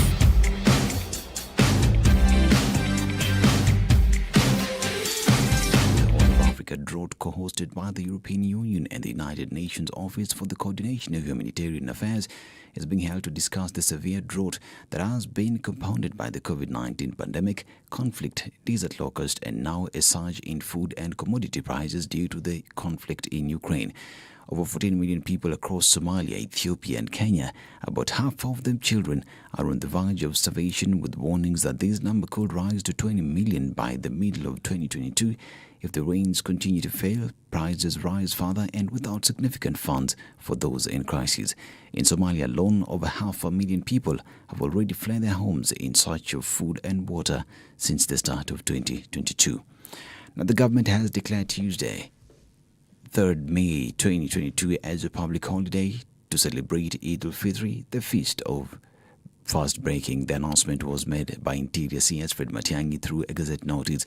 This sets the stage for a long holiday weekend for Kenyans after the government also declared Friday 29th a national holiday in honor of departed former President Mwai Kibaki, while Monday is a holiday to mark Labor Day. Eid al-Fitr is celebrated by Muslims worldwide to mark the end of Ramadan, the Islamic holy month of fasting. Now, the World Bank has warned that the war in Ukraine is set to cause the largest commodity shock since the 1970s. The new forecast said the disruption caused by the conflict would contribute to huge price rises for goods ranging from natural gas to wheat and cotton. The increase in prices is starting to have a very large economic and humanitarian effects, with households across the world feeling the cost of living crisis. Energy prices are said to increase more than 50%, pushing up bills for households and businesses. Now, a mentally disabled Malaysian man has been executed in Singapore after a long legal battle and despite a storm of international criticism. The man convicted of trafficking heroin into the city-state was put to death in the early hours today, according to his sister, Shamila Damalingam. He was arrested in 2009 after being caught with a small amount of heroin as he sought to enter Singapore, which has some of the world's toughest drug laws. He was sentenced to death the following year. And Russia has halted supply to Poland. Poland state natural gas company PGNiG said Russia would stop sending gas to the country. PGNiG relies on Russian gas giant Gazprom for the majority of its imports. Russian energy firm had justified the suspension of supply under new payment rules announced on the 31st of March, which says that unfriendly countries must pay for Russian gas in rubles. But PGNiG has refused to pay in the Russian currency. The Polish company said there was no immediate supply concerns. Demand is also lower as summer arrives in the country. PGNiG said that its underground gas storage was almost 80% full. Bulgaria had also said earlier that Russia would halt supplies, but there was no clarity if the countries had stopped receiving gas.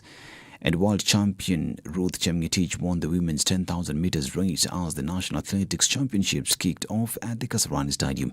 Chemgetich, representing Kenya Prison Services, led from gun to tape, crossing the finish line in 31 minutes 47.9 seconds ahead of her teammate Alice Aprot, who finished second in 32 minutes 1.2 seconds. Judy Komen of the Kenya Defence Forces came home third in 32 minutes 32.6 seconds. Chemgetich, who recently joined the service, said she was using the race as part of a build-up towards this year's World Championships, where she will be seeking to defend a title in Oregon, USA. This is News. I'm Dennis Assetto. Good morning.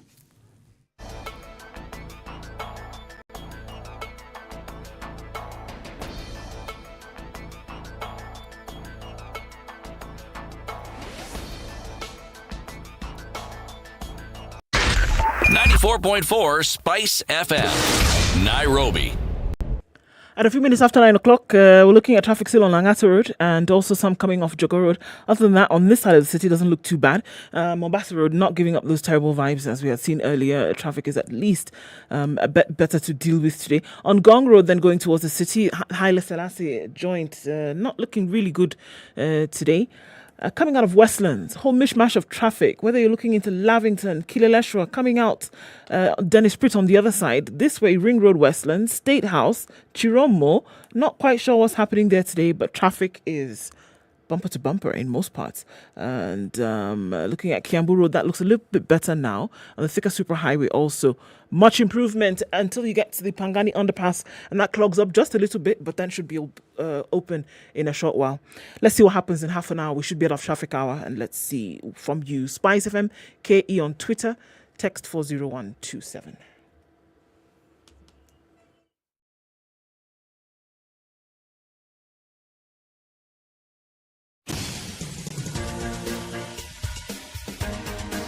This is The Situation Room, the home of hard-hitting political commentary and penetrating insights about the state of the nation. This is a talk radio experience like no other. The Situation Room, a place for hard truths, debates, and elevated conversations. The Situation Room, witty, political, engaging, deep, controversial. In the room, we have C.T. Muga, researcher, academic, seasoned political observer, a fountain of wisdom in these politically uncertain times. Ndu Okoh, Nigerian by birth, Kenyan by choice, communications expert, Pan-Africanist, a truth seeker and believer in people power, and Eric Latiff, agent provocateur, the man in the chair, seasoned journalist, news hound, a man who believes in punching up, not down. 7 minutes after 9. Is Good morning. How are you doing? This is the final hour of the show today, Wednesday, 27th of April, 2022. Eric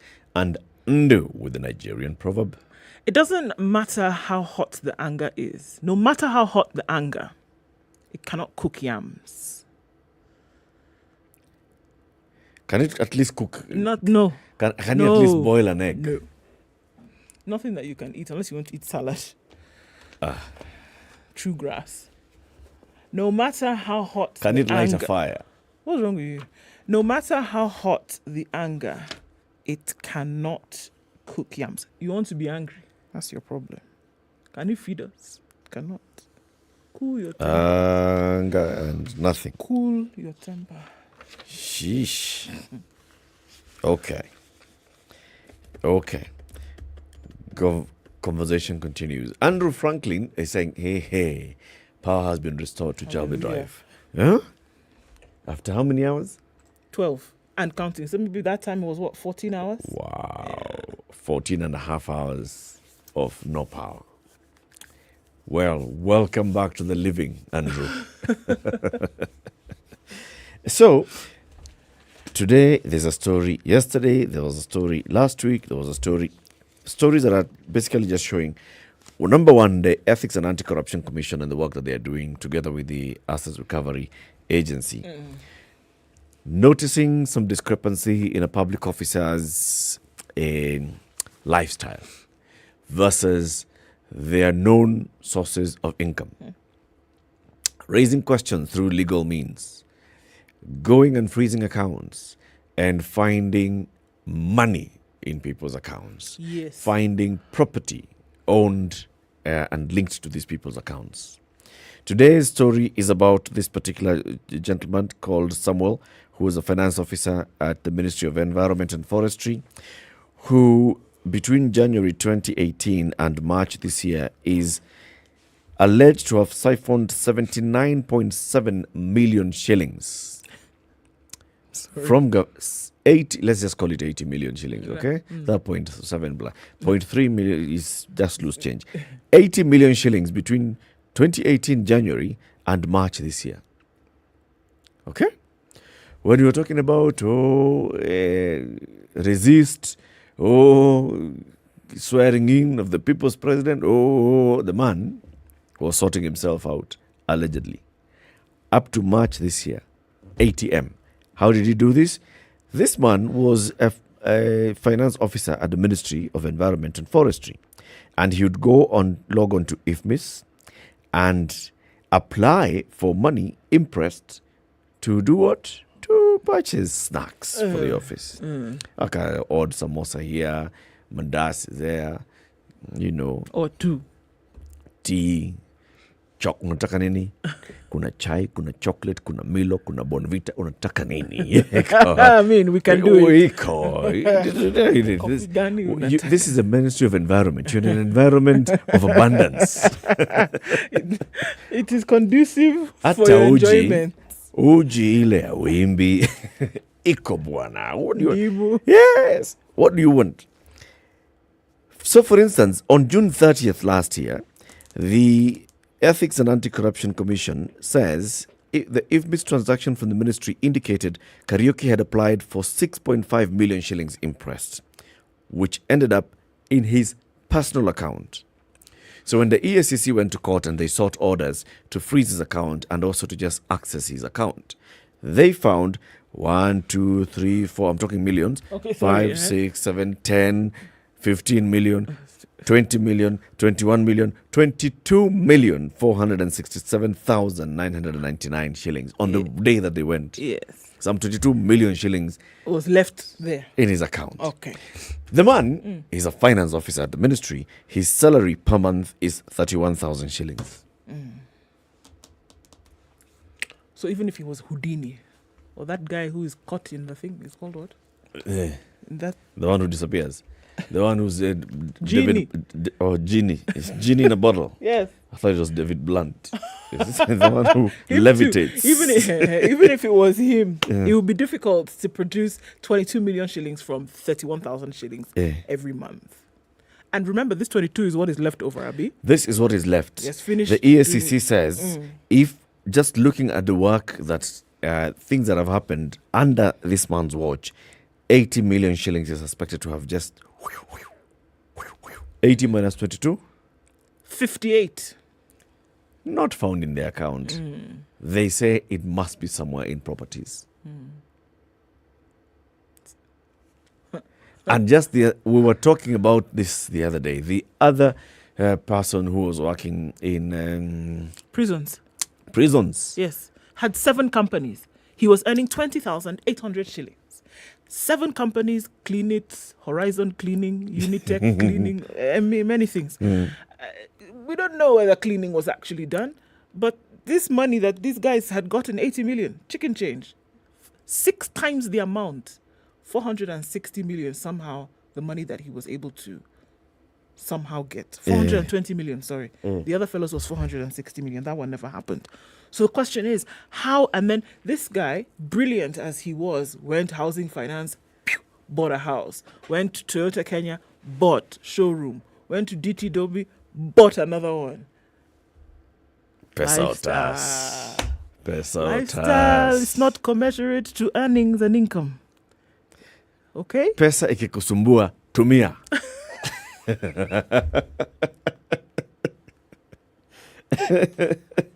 Yeah? But this person, this guy had a lot of problems. If the money you have cannot solve the problems you have, eat that money. This one didn't eat the money. What is it? The other one was the NYS. Similar thing. Just making procurements, blah, blah, blah, approving procurements.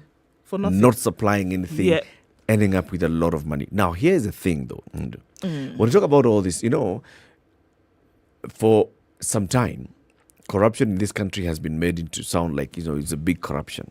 The big corruption of Anglo-leasing, of those people who are known to be fabulously wealthy. They live in the Goldenberg scandal, that they live in certain areas and you don't interact with them on a daily basis unless you are like them. Yes. And many of us, most of us are not like them. So we only interact with them in the news. But here are people who, these are just examples, others in the counties who are accused of having just siphoned money. Somebody started working in government just the other day with you. Just the other day. And between 2018 and 2023, they are fabulously wealthy. 80 million shillings worth of wealth. By the time the guy has 22 million shillings lying in the account, he's trying to figure out, sasa nimenunua shamba, nimemaliza, nimenunua gari, I finished. What can I buy? Can I buy a human being? Maybe he's negotiating at that point.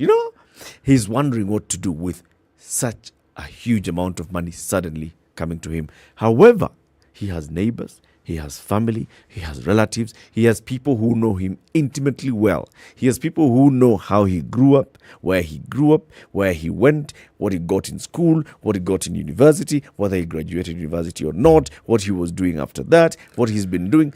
People who can track his lifestyle, and then they suddenly see that he's so wealthy. Suddenly, they are calling this person to come and chair Harambes. We are building an extension, a hall in the church. Who's the person to call? Call Mr. Njoroge. Njoroge, he'll come and give us money. He's generous. Come and give us money. We have a Kaharambe because so-and-so needs to go for hospitalization in India. What do? Call Nani. Call so-and-so. A family wants to sell a piece of land so that they can take their sick relative, abroad for treatment. They are selling. They have an acre. They want to sell a half. They are left with a half.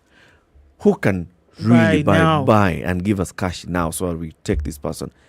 Njoroge. You all know Njoroge. 5 years ago, Njoroge could not have bought a 30 by 50.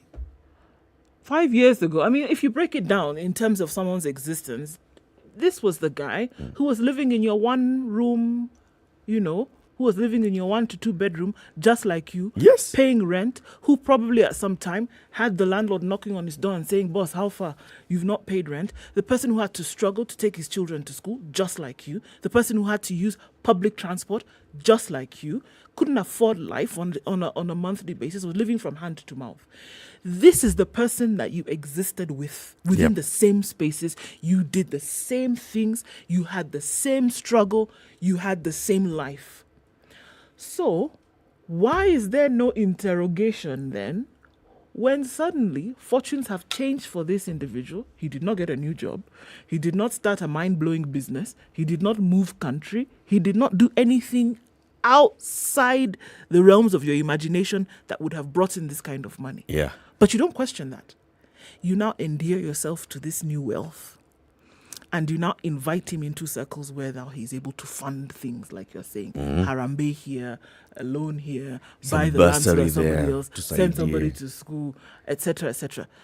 why we do not ask the question about where this wealth came from, so long as it is serving a need.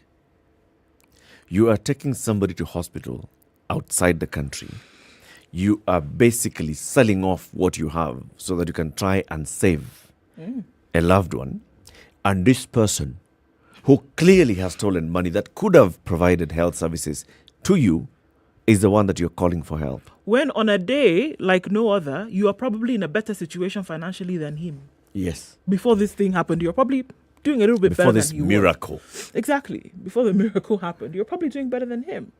So just like you say, the grand corruption, and I think it was adequately called, the grand corruption that takes place, I dare say, is not the corruption that is crippling this country. Whereas it delivers some serious blows and it destabilizes the country for some time when you look and hear about those billions. The one that's eating every day, the termites in a wall. Do you see the wall fall down today? No. Termites don't eat the wall today and it falls down today. No. They eat. Slowly. You don't even know they're there. And then one day, you tap your wall like this and the whole thing comes crumbling down. That's the corruption that is dealing this country a blow. The ones that EACC and ARA are finding on a daily basis, this person, 460 million, 80 million here, another 420 million, a billion already. 3 cases. How many are under wraps? How many are under files? And nobody really knows what's going on. Yeah. But then people are accepting of these funds for, things. These are the ordinary people. Talk to my guy. These are not those big people at yours, I don't know, throwing the names, Kamlesh Patni Golden, but these are not those people. They're the guys who buy vegetables on the side of the road on the way home as they're walking because they've used fare to come from town to the estate and then they walk home. Yep. It's your normal average Joe. These are our neighbors. Yes. I've given you these stories before, and I'm sorry. I look at how we are so quick to elevate people. Well, clearly we can see that these people do not deserve to be elevated. Yeah. We know so and so. In fact, there was a time when in a village, if there was a public function, if there was a function that's at your home, you as an extended family, you knew the person that you told everybody, make sure you track where so-and-so is. Because this guy, he's a bit... If you blink a bit too long, he'll cross with something. Yeah. This guy, if something goes missing, I don't know, so-and-so's handbag was here and now. There's a likelihood he was the one. Look for so-and-so. All right? Suddenly, guy goes to Nairobi.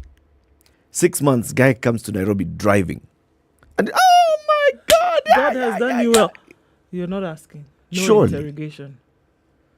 We need to change. Now, what is it that we can do?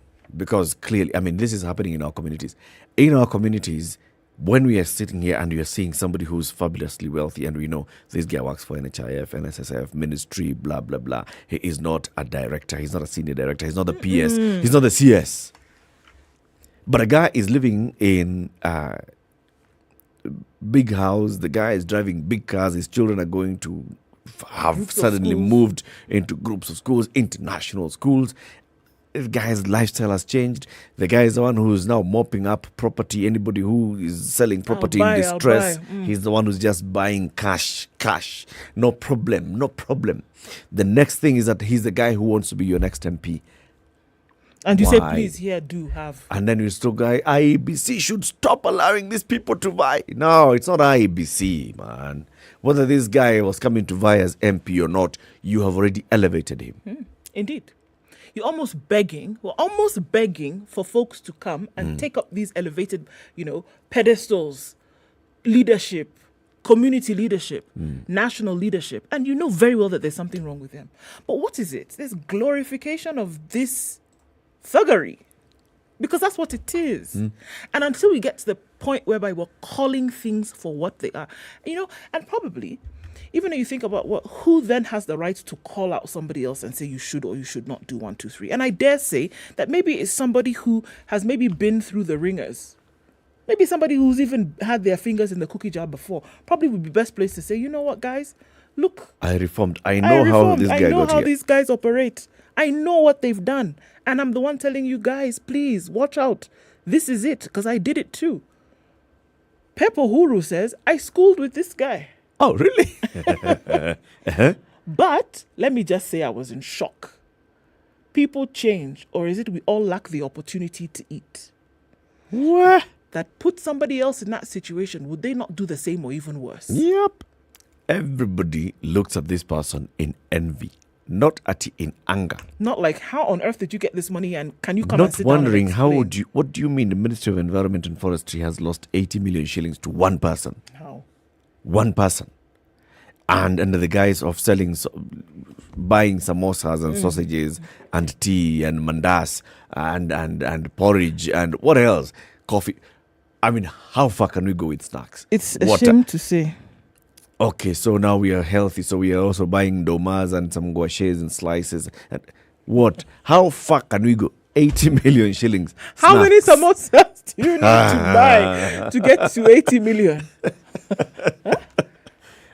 What do we need to do, though, Ndu? And I want to put it out here that this whole issue of looking at our institutions and just sitting back and being pretentious that our institutions are the ones that are failing is a fallacy. We need to take it up ourselves. You are in a community and you are seeing somebody's lifestyle dramatically changing. Call them out. And what does it take to call somebody out? They come to church, you know this person. They suddenly come to church. Now, instead of saying, oh, you should sit at the front, call them out. Where did you get your money? How did you do this? Call them out. Where did you get it from? Where did you get it from? You know what they're doing. You know they work in public service. If they work in public service and they're wealthy, they're stealing public service. You know also what they're doing. They're doing deals with the county. Oh, they're supplying this and the other to the county. And suddenly, after supplying this and the other to the county, they are so fabulously wealthy. They are stealing from the county. Call them out. And I think it needs to become so glaringly clear that you partake of the proceeds of this, you're just as guilty. Yes. The person who is handling a stolen phone or a stolen watch, when you find people coming to your house to arrest you because they've been able to trace the phone, did they ask you whether you are the one who stole the phone? No. You're in possession of stolen property. You are liable. You are as liable as the thief. So, as everybody here is saying, clap, clap, clap for this new leader, they have money, come and support this school, come and build this dormitory, come and build this blah, blah, blah. And you know very well that economically this person is unable, normally, with what they earn, that this person is unable to fund this kind of lifestyle.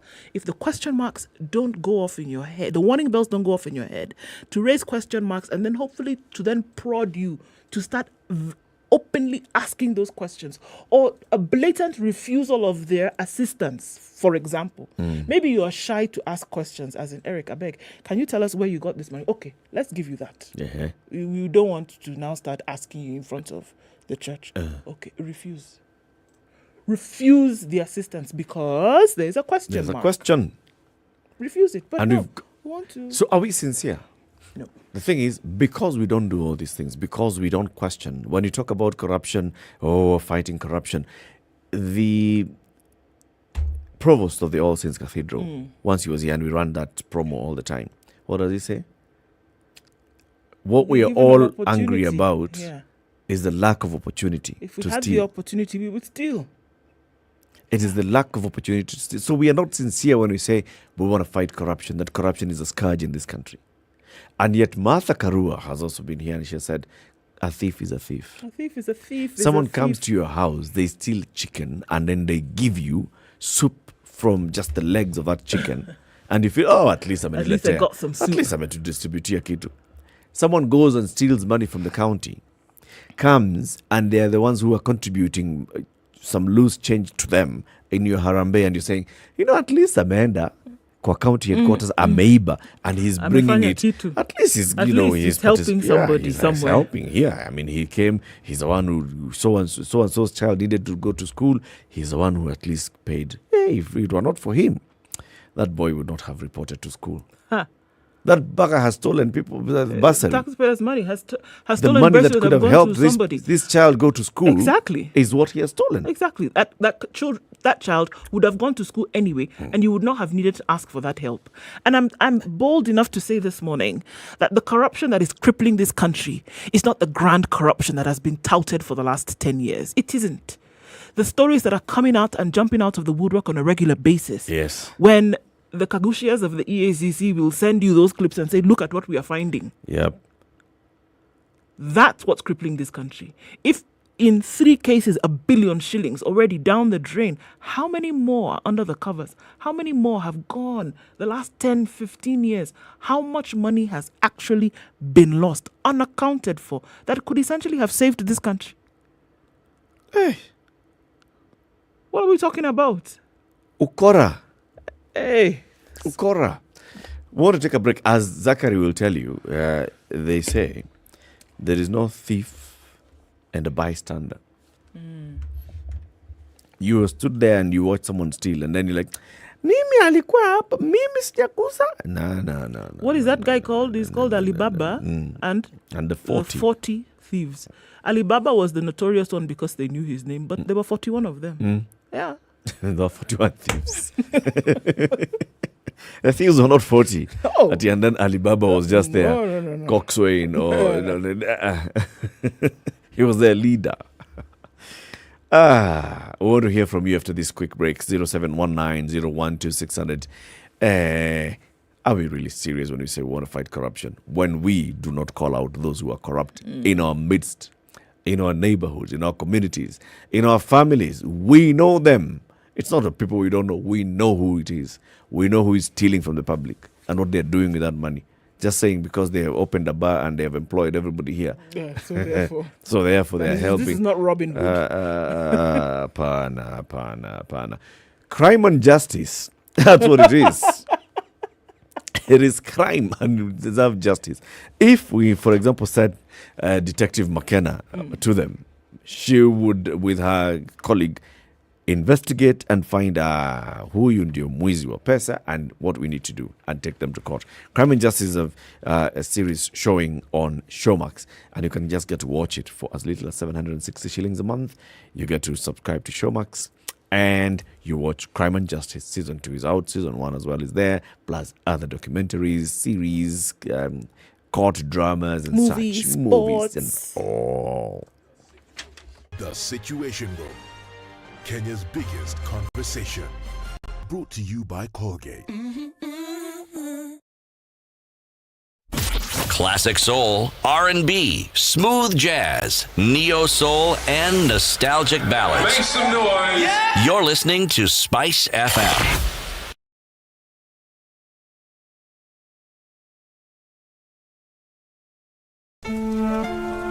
This Ramadan period, enjoy the greatest and best discounts from Quickmart Supermarket. Access variety of goods under one roof at Quickmart Supermarket this Ramadan. Get 50% discount on selected items and purchase selected items at 50 bob only at all Quickmart branches. We have 50 golds and shopping vouchers worth 5,000 Kenya shillings for our daily and weekly winners across all our branches countrywide. Simply shop with 1,500 Kenya shillings and above at any Quickmart branch and you can be a winner. Quickmart, fresh and easy. This promotion is certified by Betting Control and Licensing Board. BCLB number 002729.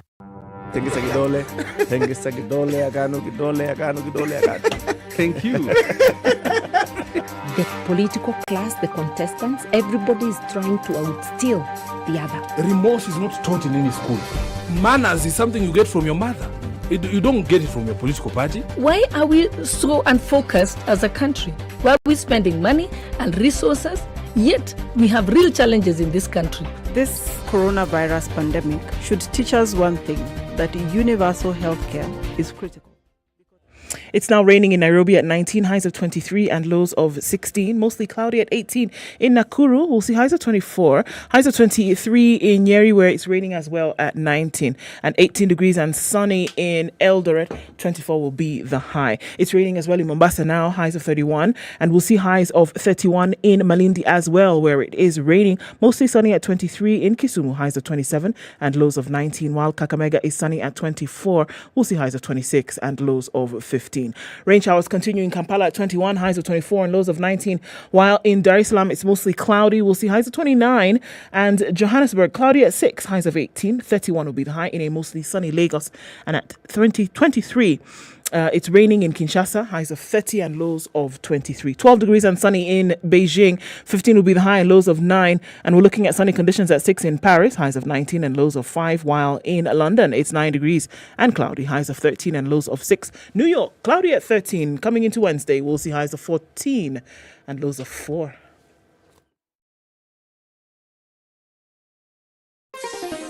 Chilled Spice.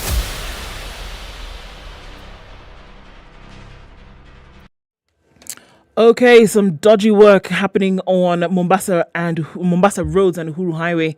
Roads left worse after the construction of the expressway. And folks are asking, can you fix this? It's slowing us down in the morning, and that's what's actually going on the roads today. The slowdown is not because of traffic, really, but because the roads are in really poor state. How about something be done about that? Okay, where else are we seeing traffic today? A little bit on Langata Road, and that's going to clear up without too much of an issue. But the major issue is Mombasa Road and Uhuru Highway. Thika Super Highway looks much better now, and a little bit here and there on Kiambu Road. Waiyaki Way, no problem for most parts. Let's talk through the morning on SpiceFM KE on Twitter. Text 40127. Business news on Spice FM. Good morning. I am Stephanie Wangari.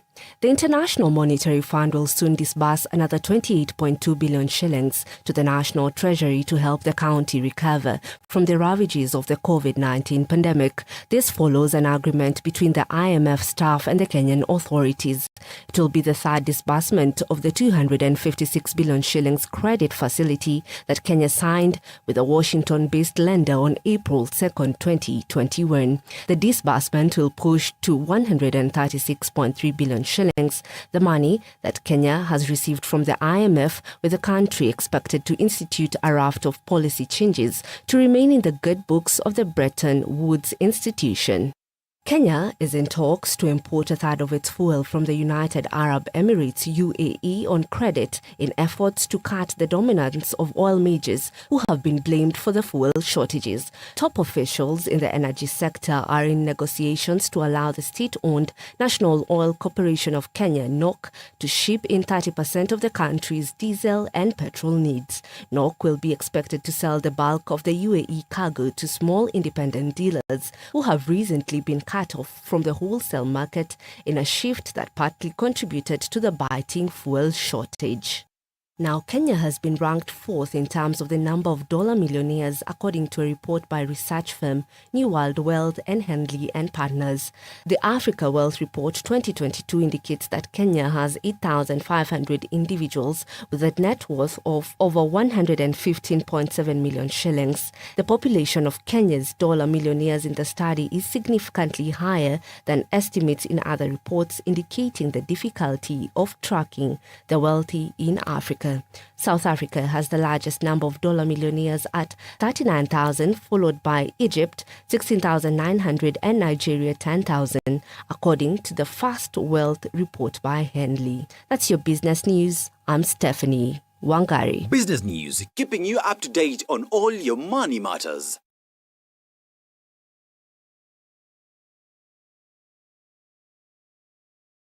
Mature, intelligent talk every morning. Spice up yourself.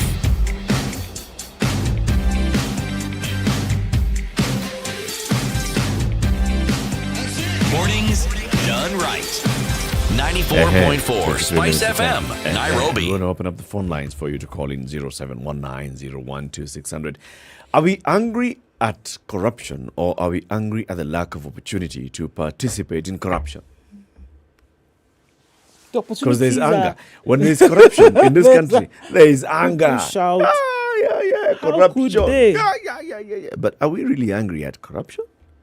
Or are we Because you angry? didn't get a chance to be there to do the thing. Yeah. Because we see those that are close to us who've gotten a chance, we look at them with some green in our eyes. Kind Like, of awe. You got it. So you want to associate yourself with this guy to see if you can actually just hook you up with this deal. Hook you up with this person. So you can just get kidogo. So even you can do something, you know? Or he can ask you. So he has won the big tender to supply 7,000 bags of rice. Can he at least contract Give you me, let me do to some supply 500, 100, 350, 100 Yes. like this. Mm. That's all. And we know rice, a gunia is, let's say, 1,000 bob. See, we know I'll put it at 3,500. The I just want 1,500 100. iti yako, 1,000 nyingine ni yangu. I just want 100. Yes. 1 million shillings hivi simba. Imagine. So are we really angry at corruption, or is it the lack of opportunities? Wow. To participate and partake of. It's a tough and revealing question. And, you know, I don't know how honest we can be about it. Because having been presented with the opportunity, are you strong-willed enough to say no?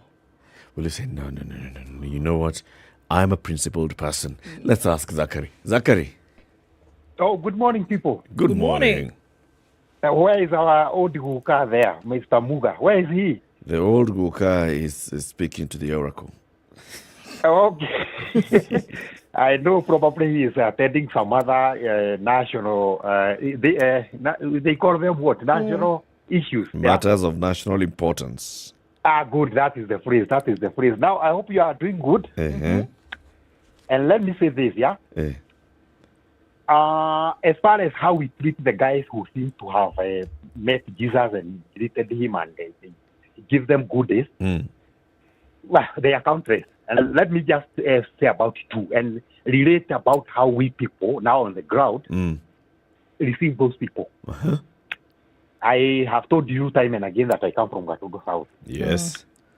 I know of a certain guy. Okay, there are many, but one stands out, about 7 years ago, this guy was, just a common Joe going to the kiosk saying, extend to me sugar, give them Muga, and I'm going to hustle. He had a book at the kiosk. Yeah, good. That's a Facebook. That's read at the Facebook, Yes. Before the shopkeeper gives him, of course, he would caution him. If you go at this point, I will behave like you call them the Bretton Woods, that guy. Yes. And let me tell you, after like now about 7 years ago, the guy came from Nairobi with the you know when you go to Shaz, you hold the bottled water, the gogos, black ones, Yes. And then you start asking, you pretend you don't speak fluent Kikuyu, Now we wonder, this is the same thing. Okay, let me not mention the name, and he would come with kids who would pretend that they don't even know the goat. They would, is that a dog? Okay. That is how you prove to the rural people that you actually come from Nairobi and you are the city center. Yeah. And you say, okay, yes, you see. Now, briefly, this guy started buying land, coming with the fuel gas, very big ones, He went to an extent of now hiring guys, very, well-built guys, the six-pack that the women sometimes go after, And, to come to prove that, yes, I am here and I'm marking my position, You know what he started doing? Exactly what you are describing. We have Harabe. We have somebody who is selling lard. That guy actually made lard in our area skyrocket, But then there came a point whereby, let me call it, I almost lost a close member of the family, although a distant one, The guy used to now go and clear the lard. He used to be a laborer there, among others, And he was paying very well, actually, because I remember the guy was an electrician and he opted to go now to work in the farm and, because he was paying well, The guy died, the guy happened to pass on. Now the laborer, and you are sitting in a meeting, the committee, and the guy, the manager of his farms came and said, Mr. So-and-so has said that you don't bother with the coffin. Here is the money. He I stood up he and will told foot them, everything. not everything, but he said, okay, for the coffin, he has taken care. Right. And he proceeded to produce 10,000. Let me tell you this. I almost stood up and almost told that guy that now was the emissary. We don't, I don't think we need this money. Where can we be told where it has come from? Because some few years ago, this guy couldn't even buy Uga for Mama so and so. That is his way, yeah? And let me tell you, I was given a look by everybody. Everybody looked at me as if I'm trying to say that to deny Jesus was here, you know? Or the guys the Holocaust deniers. Another very quick example. Mr. Eric, I know you got to watch spiritual. Show do where the place called Capsule is. Where? Capsule. Capsule. Around that area, I was now attending another school there, to supplying some things. I tell you that I sometimes deal with schools there. Yes. And then when on my way, I happened to be now carried by some, we were in some taxi. I saw a very huge building, yeah? I thought I was in a dream, and I asked some people, has White House been brought here? Miraculously. Somebody told me, no, that is not White House. It is not even the provincial administration, whatever, headquarters. That is somebody's house. What? I told him, can you stop? I want to tell you that house is so big. I wondered, can this guy be the Solomon who had, you are told how many wives? 700 or? Yeah, 700. So, why does he need this house? It is because he has done everything else. And now what is left of him is, can I buy a human being? Can I buy a helicopter? Yeah. Probably he has bought a helicopter. Can I now build a very big house to make everybody, notice that I'm here, Yes. And the worrying thing is that the people now there, they hold him as a celebrity. They are celebrity, It worries me. It worries everyone. It ought to be worrying. And then they told me, that guy, that is that place. Even if you have a problem, just a slight problem, you got that guy. He'll sort you out. And the guy will sort you out, yeah? Now, that guy wants to do a gubernatorial seat. I hope there you go. So I went home actually feeling bad and, asking, how come that in me years after I'm working so hard? And a certain person has got so much money to do whatever he wants, squandering all money in some useless things. And I asked even God, how unfair are you? Right. So Zachary. And then the boring thing is that we are celebrating this. Exactly. Why, you young man, last time you could even buy shoes for your mother, your own mother. And now you are here flaunting. You call it flaunting. Yes. Houses, you are flaunting even stray queens, very high-tech stray queens. I don't know whether you have them around there. The high-tech stray queens. Anyway, have a nice day, guys. Thank you very much, Zachary. Asante sana, nice day. Okay. Yes. Beatrice in Eldoret, good morning. Good morning. How are you? Very well, thanks. It's always a good morning to talk to you guys. I love your topics. Asante. And I really want to comment. These people are the same people I was telling you about. The people who got into government to just take advantage of others. Yeah. This is greed in the highest form, People are just there to benefit themselves. Corruption has gone to another level because now these people are benefiting themselves and benefiting and helping those who are closest to them, Now, and now the society nowadays, we are so green. We are green. We don't know. We it's like we have no exposure. It's like we are lost. Unajua mtu ameibia serikali anakuja kukusaidia na hiyo pesa, and the best we can do is celebrate those people. Yeah. We call them Bazu. They are our heroes, Yeah. It has become now ni kuomoka, And at the end of the day, they are misusing our money. Yep. As Kenyans, Yeah. Those are our funds. When Kenyans see this, they cannot react. They cannot take any action.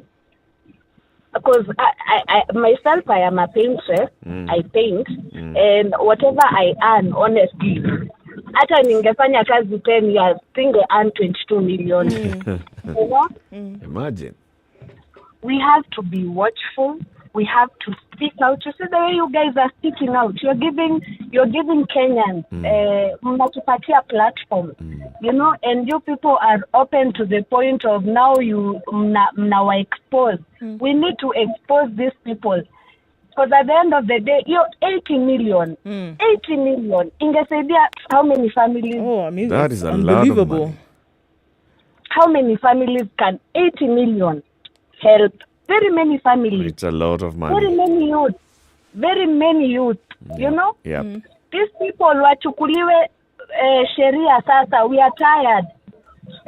Wachukuliwe sheria. If you happen to see someone if it's not Illuminati, they should be arrested. They should. And the KRA wanafanya mchezo sana. Thank you, Beatrice. Thank you for calling. Have a good day. George. Yes, the panel of Okoh and Eric. Good morning, George. How is Nakuru? Good morning. Nakuru is okay. The sun is up. There's no jam. I think everything is moving on well. Good. Are we angry, George, at corruption, or are we angry at the lack of opportunity to steal? I'm not angry at the opportunity to steal or the corruption. I'm angry at Kenyans.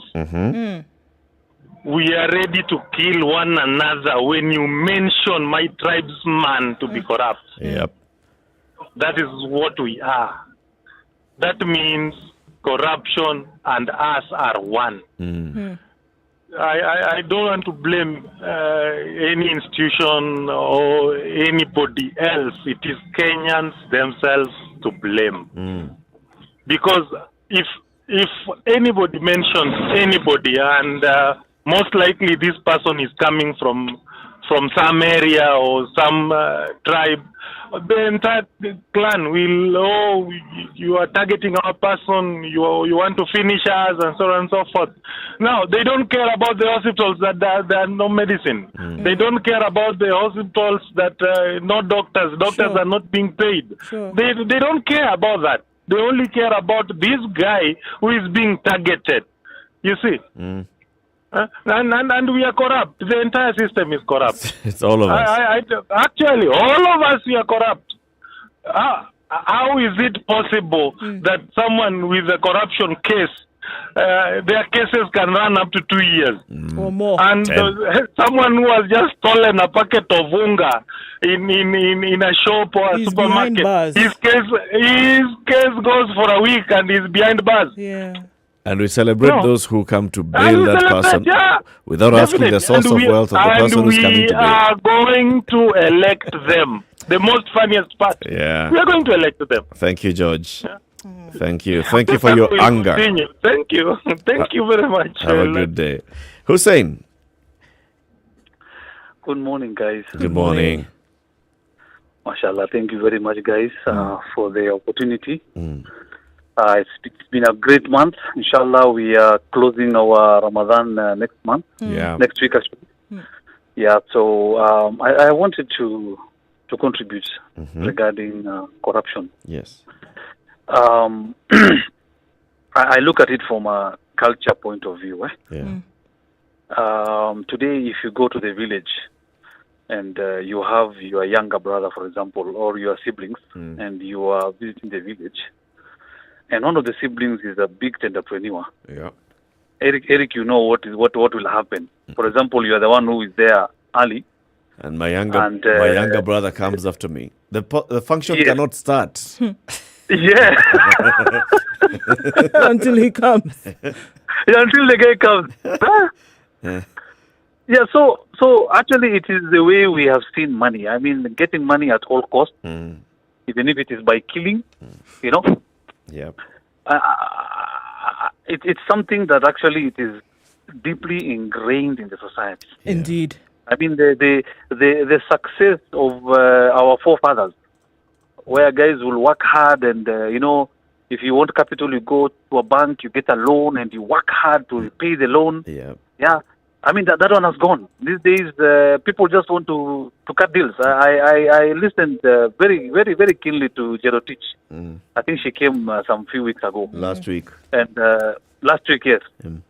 And she was actually saying about how cutting deals has become actually the thing of the day. I mean, in other words, the reality on the ground is so much easy to get success from stealing money, from engaging in corruption, and actually you are going to be celebrated.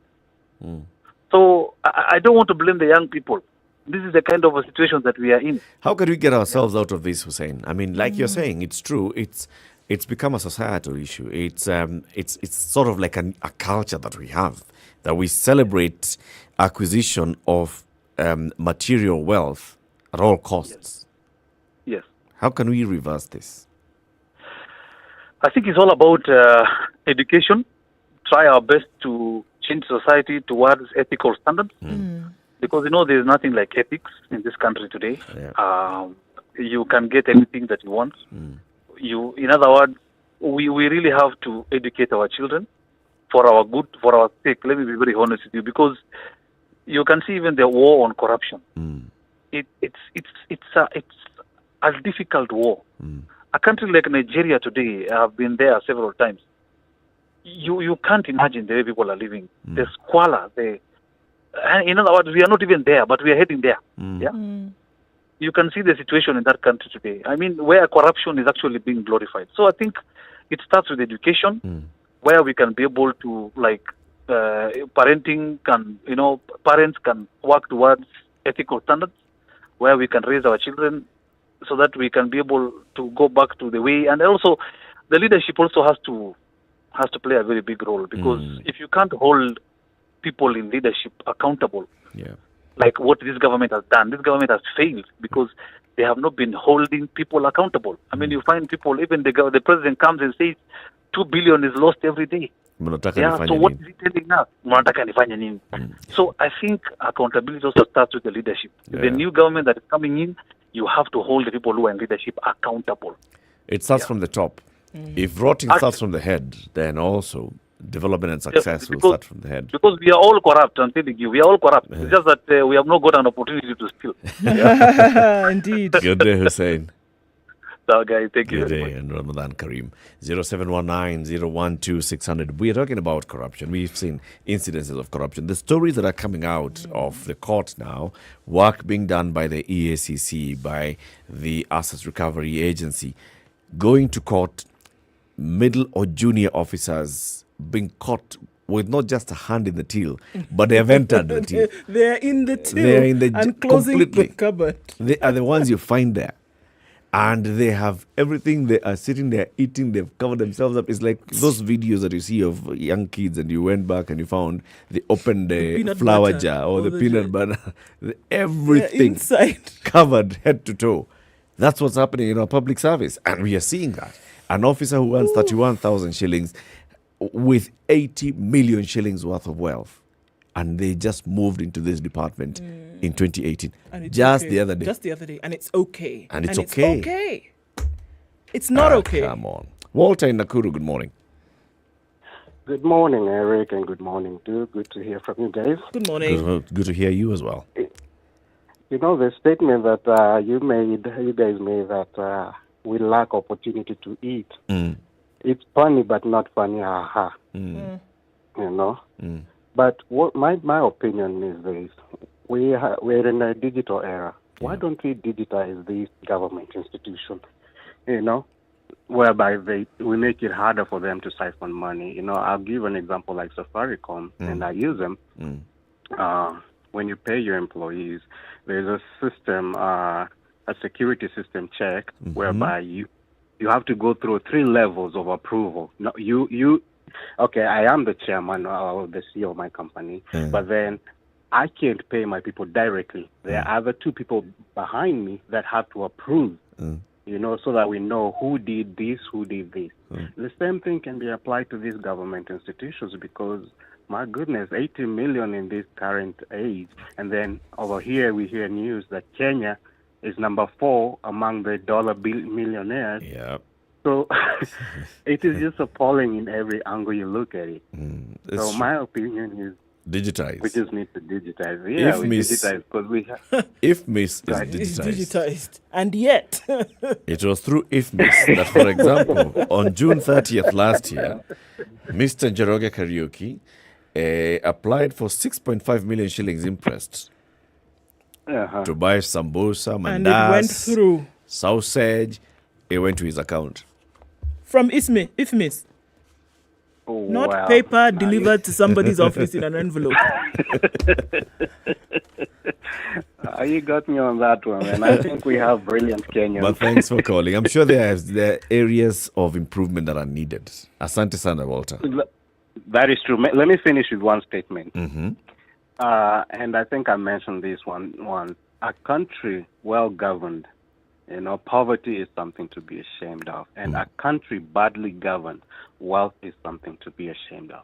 And that's my parting shot. Thank you so much. Very good one. Thank you very much, and have a lovely day in Nakuru, Walter. We all have a part to play. And we can start from that point by elevating, I think, our own moral values as a society. Just like Mohammed keeps saying from Kwale County. Moral values. Colgate asks you to provide water to communities that have an acute shortage of water by going to Naivas, buy Colgate. Out of whatever purchase, 10 bob goes to this particular initiative, and they'll do 30 wells this year by the end of this year. Indeed. Yeah. The day's proverb: no matter how hot the anger, it can never boil yams. No matter how hot the anger. Yam, cook, nothing. Zero. Do something else with that energy, man. Think of something else. Keep it here for more coming up throughout the day. Sugar and spice and everything nice and a lot of entertainment from Yolanda, DJ Absolute, later to Kwach, and later to Jimmy and Karigo. Adults in the room, all that. Tomorrow, Dr. Dange Konyo, the president's physician, will be with us at 8 a.m. Have a lovely day. It's 10 o'clock.